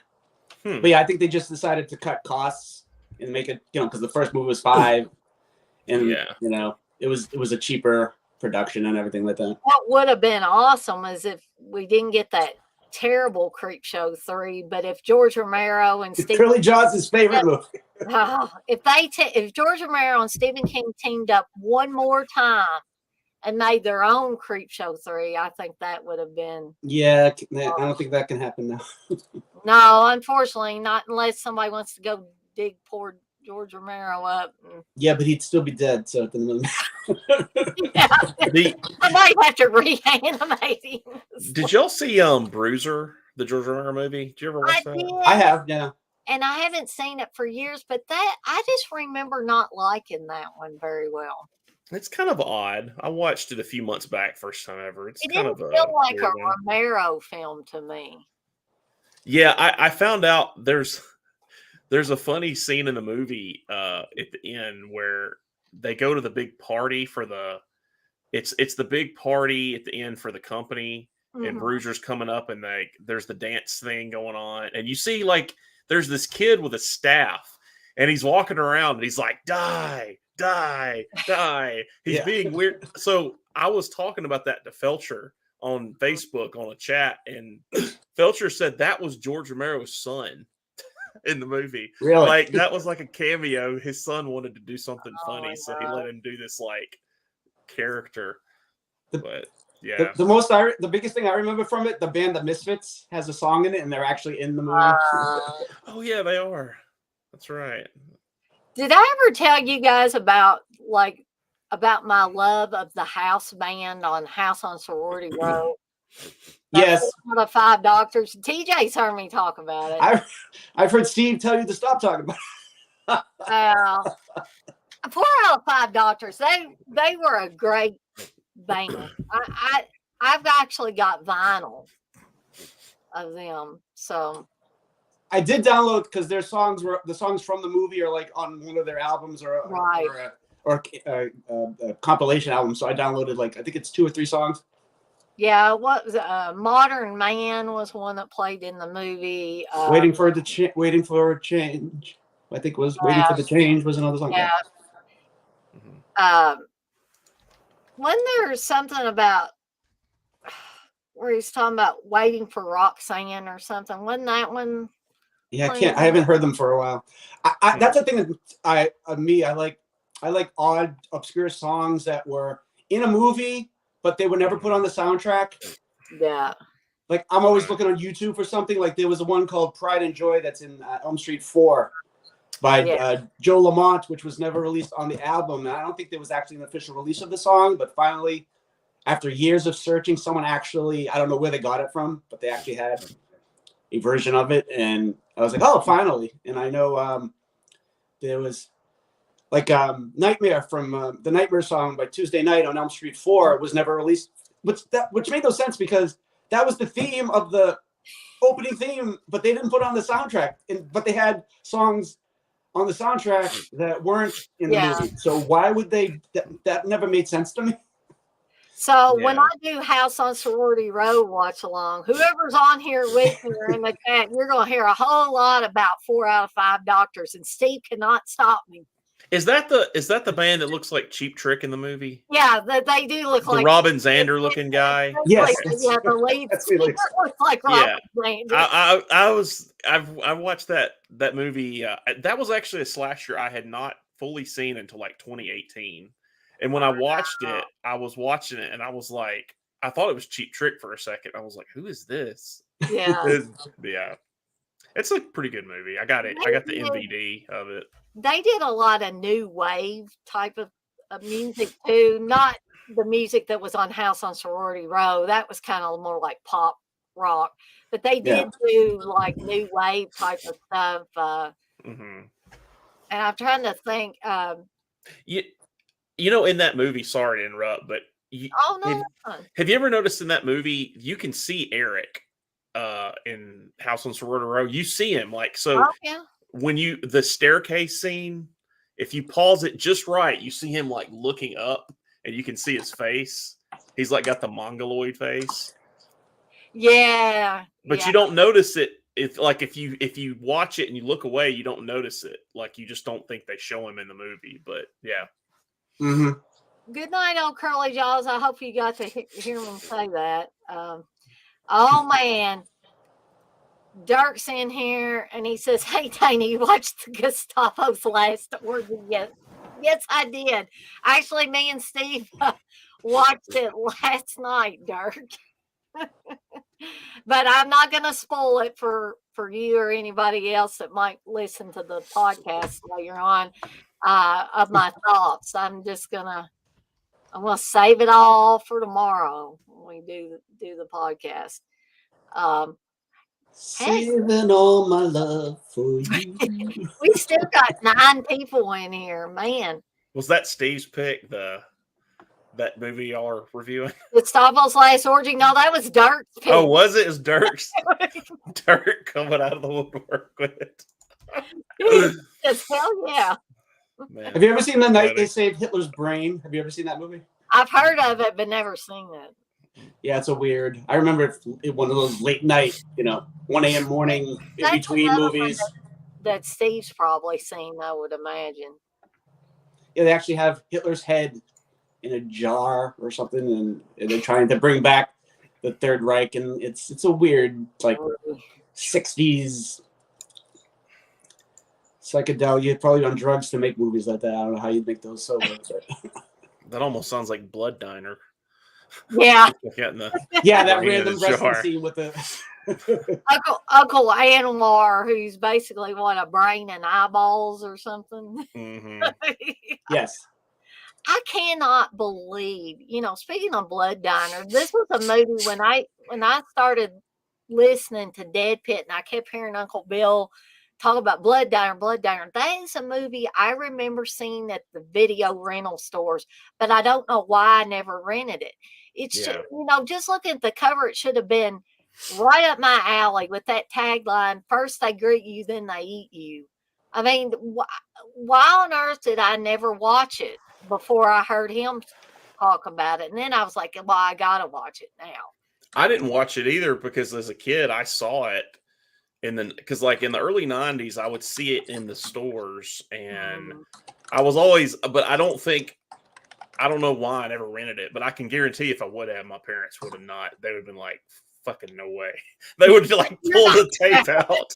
They'd be like, you're not watching this. Well, I would always go to growing up, I would always go to the video rental stores either with my parents or my Aunt Sandy, who not, and I don't want to make them sound like they didn't care about me or anything, but there were very few things that my parents would tell me, no, you should wait. I've mentioned I Spit on Your Grave, Last House on the Left, stuff like that it made perfect sense why they said, you need to wait till you're older for this. But other stuff, slasher films and stuff like that, I watched a ton of them growing up. And then I would go visit my Aunt Sandy, who loved horror films at that time period just as much as I did. And we would just go to the video store and just clean up on every horror movie that we hadn't seen, and so I just watched everything. I think slashers are sort of they're not reality when you watch a slasher. So I think that's sort of an elevated thing. So when you're watching something more real, I don't know. I mean, I'm not a psychologist, so I'm not going to really, But like, I think when you're younger, if you watch something that looks like it could really happen like that, I think that affects a kid more than a slasher movie, which is so like the gore is heightened and either you die right away or no one gets stabbed and then dies and like just as the knife's getting in them, they're dead. I'm like, that's not. I think the reality of that. Like a kid could see something like that and go, that's ridiculous. I think I know what's wrong with Steve now because you guys have heard this story about. Maybe this is why he likes all those crazy rape movies. Because his mom rented I Spit on Your Grave when Steve was a kid and brought it home and the whole family sat down and watched it together. She thought it scarred him for life. I'm serious. You ask Steve about it, John. Oh ask my Steve God. about it. He'll tell you that story. Oh my God. His mom thought it was a comedy. She went to the video store and got the She thought it was a comedy? How would What? you take that for a comedy? I don't know. You look at that cover, that does not scream comedy to me. Didn't parents used to like when like someone was pregnant, they would like play classical music or they'd like they do like math to the baby to sort of like get it in their brain as they're developing. Like maybe that was it. So Steve was at that young point where he because sometimes I love Steve. He's my husband and everything. But sometimes I feel like asking him, were you dropped on your head as a baby or something? What in the world? But maybe it all stems back from I Spit on Your Grave and his family sitting down as a family and watching that movie. I mean, maybe that did something to him. I guess it's when you grew up too. I was a child of like 90s cable, so anything that was like USA and all that I watched. Like that was, if it wasn't for like Joe Bob and Rhonda Shear and that stuff, I probably would have never gotten into like horror movies. That's just kind of what I learned. And then you rent stuff, and it's probably just when you grow up. I wasn't really a Fangoria kid either. Like I didn't have Fangoria magazines around me. That wasn't something even in my town. I didn't even know about that till I was like 16. So I think a lot of like the old school people who were like in the 70s who remember Fangoria and like that stuff, I think they have a different appreciation even because they saw even more and they got to learn more with that. But I think just the fact that my mom more so than my dad was into the horror movies. And, Steve thought this was cool when I told him, and I've mentioned this before, my parents would take me to some drive-in movies, not every drive-in movie that they went to see. But I remember, the beginning of Prom Night, that stuck in my brain. The kids causing poor Robin to fall out the window. I mean, I remembered them running around. The killers are coming. The killers are coming. And things were kind of out of context and stuff. But I did remember that. I remember Death Ship. So they must have taken me to a drive-in showing of Death Ship. But then there were others that I didn't get to go to, or stuff that was seen when I was like, maybe they thought I was a little bit too young to go to them. Like my parents saw The Gates of Hell at the drive-in. And my dad talked for years about this movie where there were flying maggots. A guy gets his head drilled, and I was like, oh my God, I missed the greatest movie ever made, greatest horror movie ever made. So when I finally got to watch it, I was like, Dad, you know, I'm watching this movie that you've talked about for years. And he said, it's crazy, ain't it? Well, yeah, but it's fun. Yeah. But here's the thing. Whenever I finally got to see a print of The Gates of Hell at a drive-in, whatever print they had, I was waiting for the Bob head drill scene. I was waiting for that thing. This print had that scene cut out. And it just showed the scene where the car pulls up in front of the funeral parlor twice. Instead of the Bob head drill scene, we got the car pulling up twice. And I'm like, what the hell? And a friend of ours happened to be at the drive-in the same night that we were there watching it.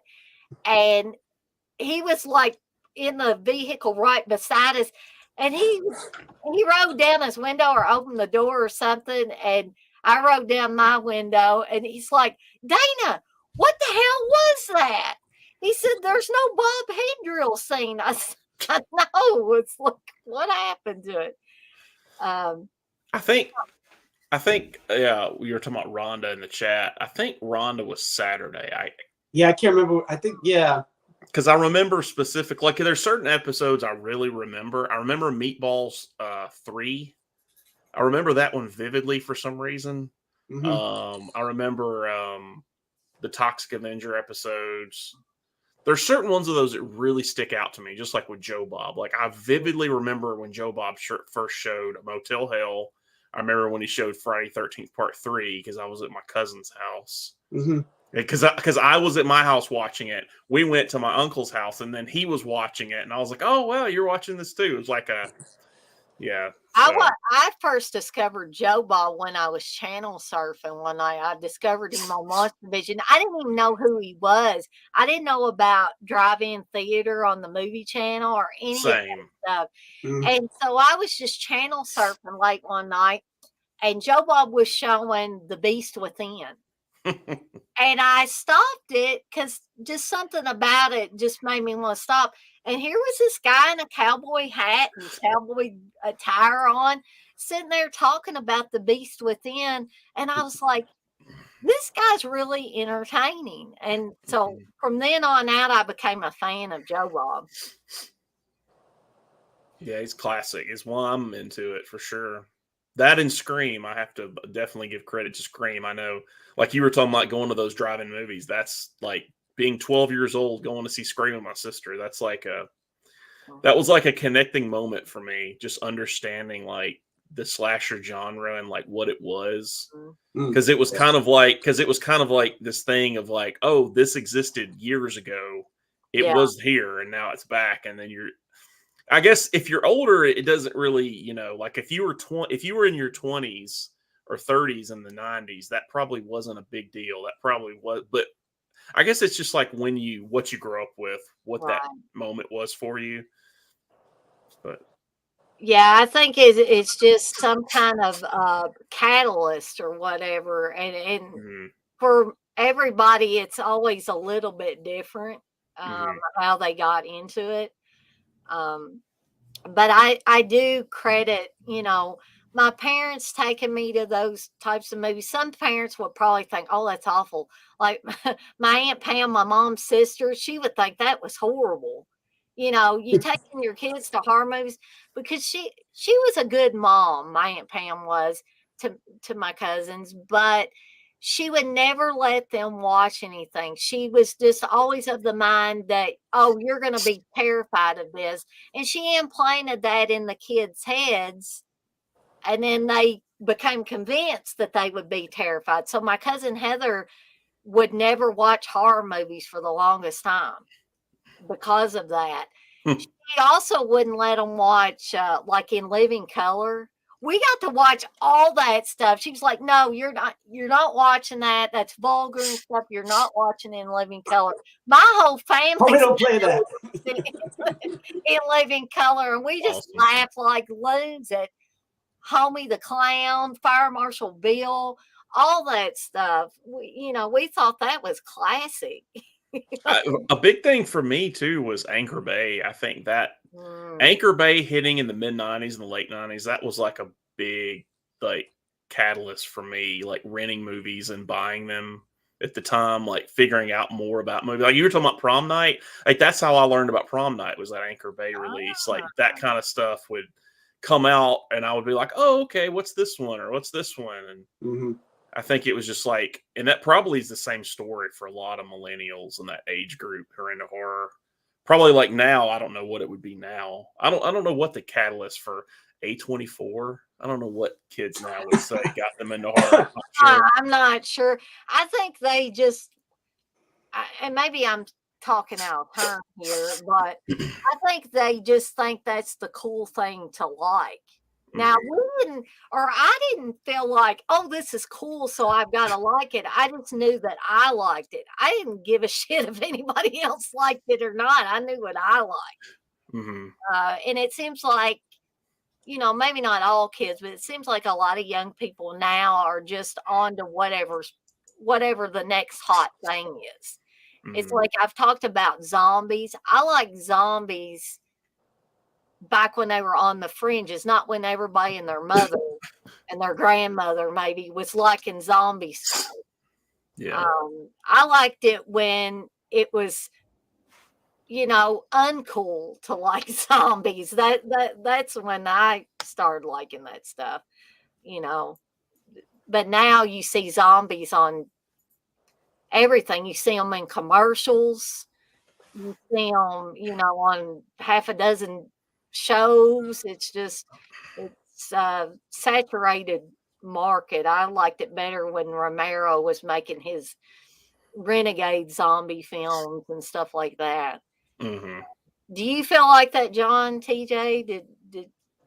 They're doing a Train to Busan remake, so I mean, they are. Train that was it LA or something, or New York? I don't know. I forget which one it is. But that'll be interesting to see how they take that movie, which is a great movie, the Train to Busan. I mean, even not understanding, Japanese culture or the language, even you feel for all the characters and you feel all the emotions and stuff like that, and it's a good zombie movie. I mean, but I don't know how they're gonna Americanize it and what they're gonna do to it and how you're gonna feel the same way that you felt, and like I don't know what scenes they're gonna take and keep and what they're gonna get rid of, or if they're just gonna.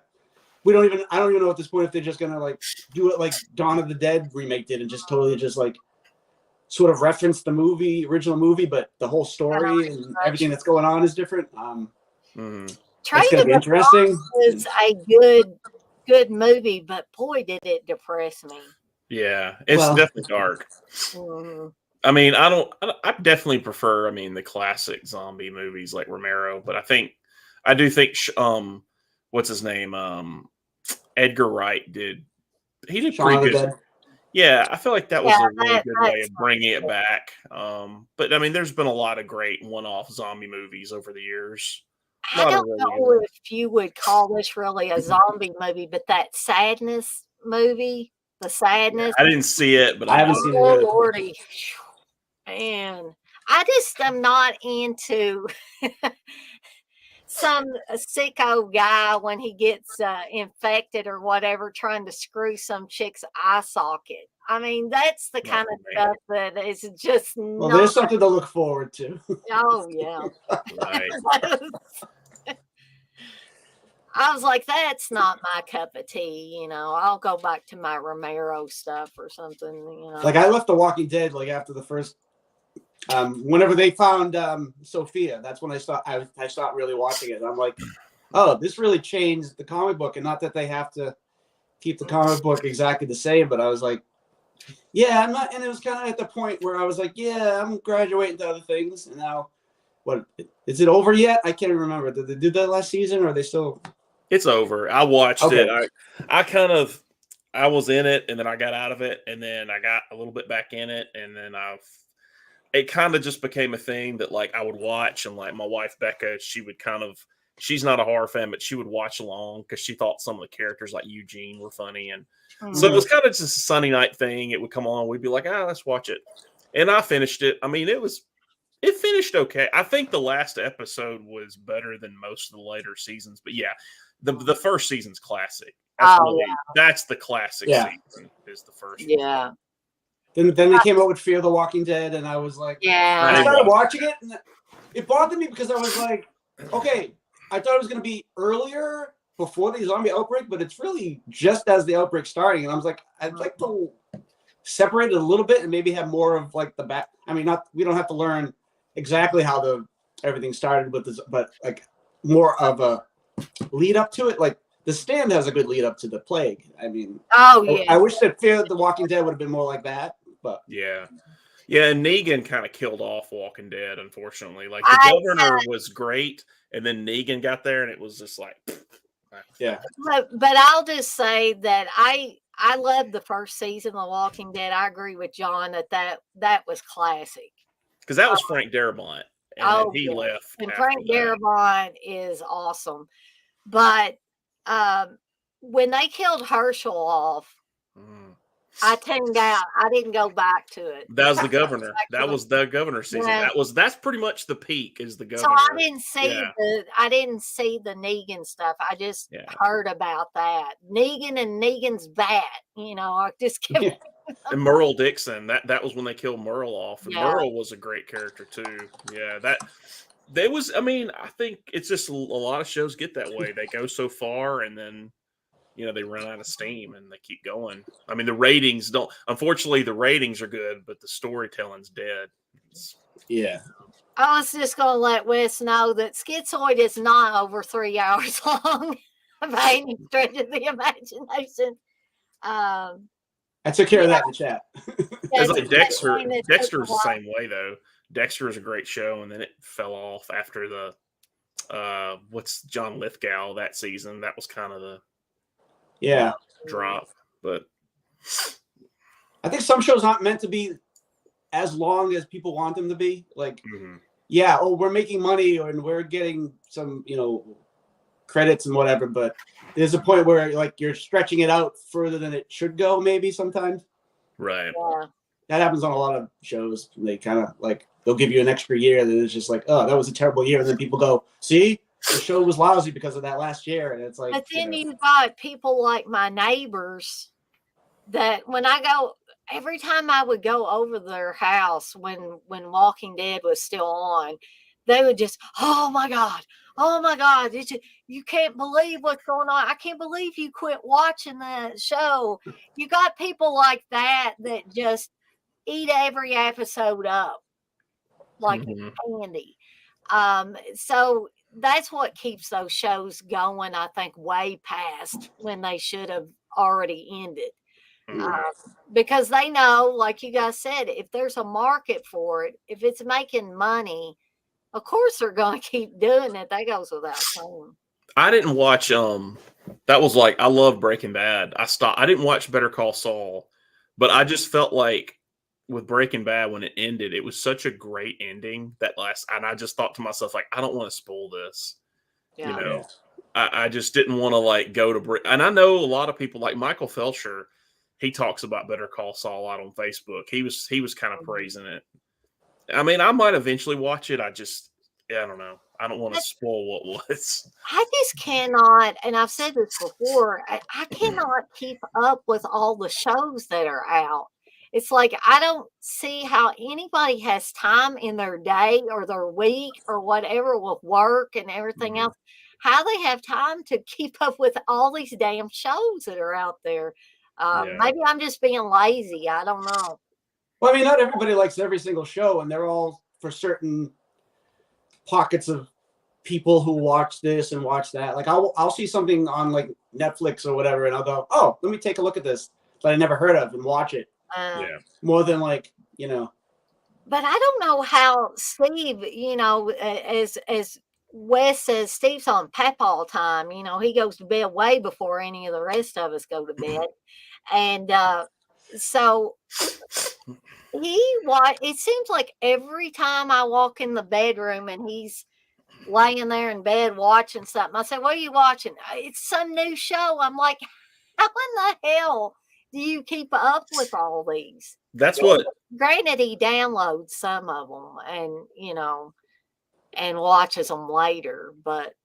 Yeah, I watch a lot of the new Netflix. That's what Becca and I usually watch as shows. We'll watch like Apple TV, Netflix, just a lot of like we watched that show You, the one about the guy that's like the killer, and I watched Barry, a lot of newer, not every new show, but like a lot of the newer shows we'll watch. We'll give it a try, and sometimes they're not like we watched that show, The Morning Show, on Apple TV, which is actually pretty good. It's like a drama. But I agree, it's hard to keep up with all of them. But we don't typically watch movies together.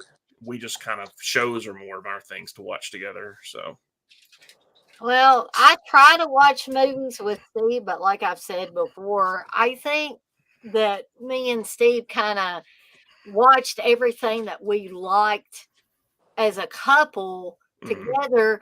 We watched that in the early days of our marriage and also when we were dating. And so now we've kind of run out of steam as far as being able to watch stuff together. And I think I'm sad about it. I think he's a little bit sad about it. But I've said before, when I try to watch something that I don't really care for, I just drive him crazy because I'm going, talking about how bad, what a piece of shit this is. And then he gets pissed at me because I'm talking over this movie and he's trying to watch it. Yeah. We actually got in an argument about the what was it, the Wolf Cop movie. I hated that movie. I thought it was stupid. And sorry, TJ. I haven't seen it. I've seen oddly enough, I see that soundtrack a lot around vinyl. But I haven't seen the movie. I never watched it. I don't even remember the soundtrack. I just remember I hated that movie. Yeah. I mean, I enjoyed it for what it was when I watched it. Like, I haven't gone back to it. I own it. It's on Blu-ray. But, you know, I'm like, I watched it. There's movies I could watch once, and I had whatever time I had with it. And, like, whether I liked it or I didn't like it, I won't watch it again just because he was. And there are other movies I was like, oh, I want to show people this movie. So if Texas was still in here, I don't think he's been chatting for a while. He'd say Wolf Cop hate because every time I say something bad about Wolf Cop, that's what he said. I would say, like, I would definitely recommend Barry to anybody who hasn't seen that. It's a great show with Bill Hader. It's an awesome show. And break, what do you call it? True Detective season 1. That's like, I love that show so much. I would recommend if you've not seen like the first season of Fargo. I never watched Fargo. Fargo was good. I watched a couple episodes. I liked it, but I wasn't in the mood to keep watching it every week, so I just sort of it fell off. I was watching that show I can't remember the name of. The Lovecraft Country. I didn't see that one. I was watching it, but then it was like during the time where I was like it was during COVID and, you know, losing job and it's sort of it's a downer type of watch. And I was just like, stop. I was like, no, I was like, I'm getting depressed now. I can't watch the show anymore. Becca's friend, one of her best friends, they were watching The Sopranos again, going through it, and they were talking about it so much one time. She visited them, and I almost restarted Sopranos. Like I was like, I'm gonna do it, and then I was like, I can't do it. I cannot do it. I cannot go through this again. because I watched it back in the day, and then I watched the Yeah. new HBO movie they made with that was about James Gandolfini when he's younger. It's okay. His son plays the younger version of him. Yeah, it's not bad, but I couldn't go back through Sopranos. It's too much. I actually watched his YouTube channel, and they watch along people. So they watch, they'll watch, TV shows and movies, and they watch The Sopranos. So I watched it with them. So I wasn't watching the full episode, but I was getting the meat out of the episode, and then kind of like, watching it with other people, which is kind of interesting. So it was like interesting view, and just to see their opinions of what's going on, having already watched the show, and like I know, but they're watching it for the first time, and it's like kind of a little bit of a thrill, like watching other people watch things like that. And like I said, it's a condensed version of the show, so you're not watching every hour episode and through all the seasons and everything. So. Believe it or not, when Game of Thrones was on, I never sat down and watched a full episode. And I kept telling Steve I was going to go back and start that at the beginning and watch it. And I never have gotten around to it. I've seen an episode or two, but I've never watched it. It's just not really my thing. But I heard it was good. I've only seen the last season. Really? I never watched I was hanging with friends, and they had been watching it through the whole series, and then I started watching it with them, but at the last season. And then they were sort of annoyed because I was like, who's that? What's going on here? Who are these people? What's that monster? What's going on? Like, why didn't you watch the show? I'm like, no, I want to watch it from here because I already started. I do that to Steve sometimes. I'll say, now who's this? Why are they doing that? And he'll say, Dana, why don't you just go back and watch this stuff from the beginning, and then we'll get you caught up, because you're driving me crazy asking me who this is. Why are they doing it? Yeah, I'm that person. So I do. I liked Mindhunter a lot too. That was a great show when it was on, but I don't think it's coming back, unfortunately. Well, guys, really, this has been an awesome conversation, but I think I'm going to have to call it a night. Yeah, TJ, and you don't have a watch on, do you, TJ? You're just no. Pointing at your arm there. I could have went like this is a clock. I have my smartwatch on. I can point to it there. But yeah, this has been I had a lot of fun doing the commentary or the watch along. I had a lot of fun with the conversations before and after. I want to thank John and TJ for being on here, and Curly Jaws, if he watches this part later, I want to thank him for being on. I want to thank everybody in the chat. I don't think Wes got in here till the movie was already over, or at least he was not chatting until then. So I'm gonna try to do some other things in addition to Wednesday doing the second half of the second season of Tales from the Dark Side with TJ, or anybody else that wants to join us on there. I mean, my TJ's not boring, but my boring ass on there. Y'all got that covered. I can't. I like watching them after. It's kind of fun watching y'all's and then watching it after the fact. I couldn't catch up on those fast, so I think y'all got that pretty. Did you watch the stream last week? Did you like the whole? I was trying to not give away spoilers until like the end of the discussion of each episode. For sure. I like that idea. It's good. And I stole it from someone else, but yeah, that was. Because I don't mind, old shows like that. It doesn't bother me to know things. It's kind of, if anything, it makes me look forward to watching them. Because then I'm like the first season, I was remembering what y'all were talking about. And I was like, oh yeah, this is this episode. Yeah. And I kind of could see, it was just some that like the favorite episodes and like what stuck out. So yeah.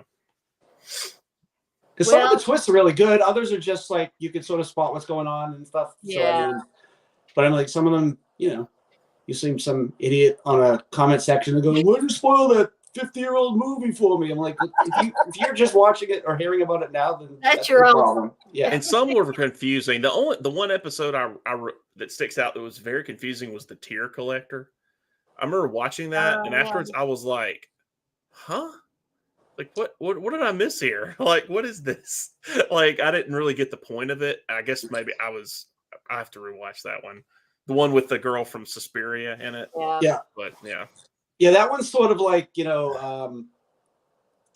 not straightforward what's going on. Even at the end, you're like thinking back to like what, like I'm like, is it aliens? Is he an angel? Is he an actual regular person? Is it like, it's is he Jigsaw? I don't know.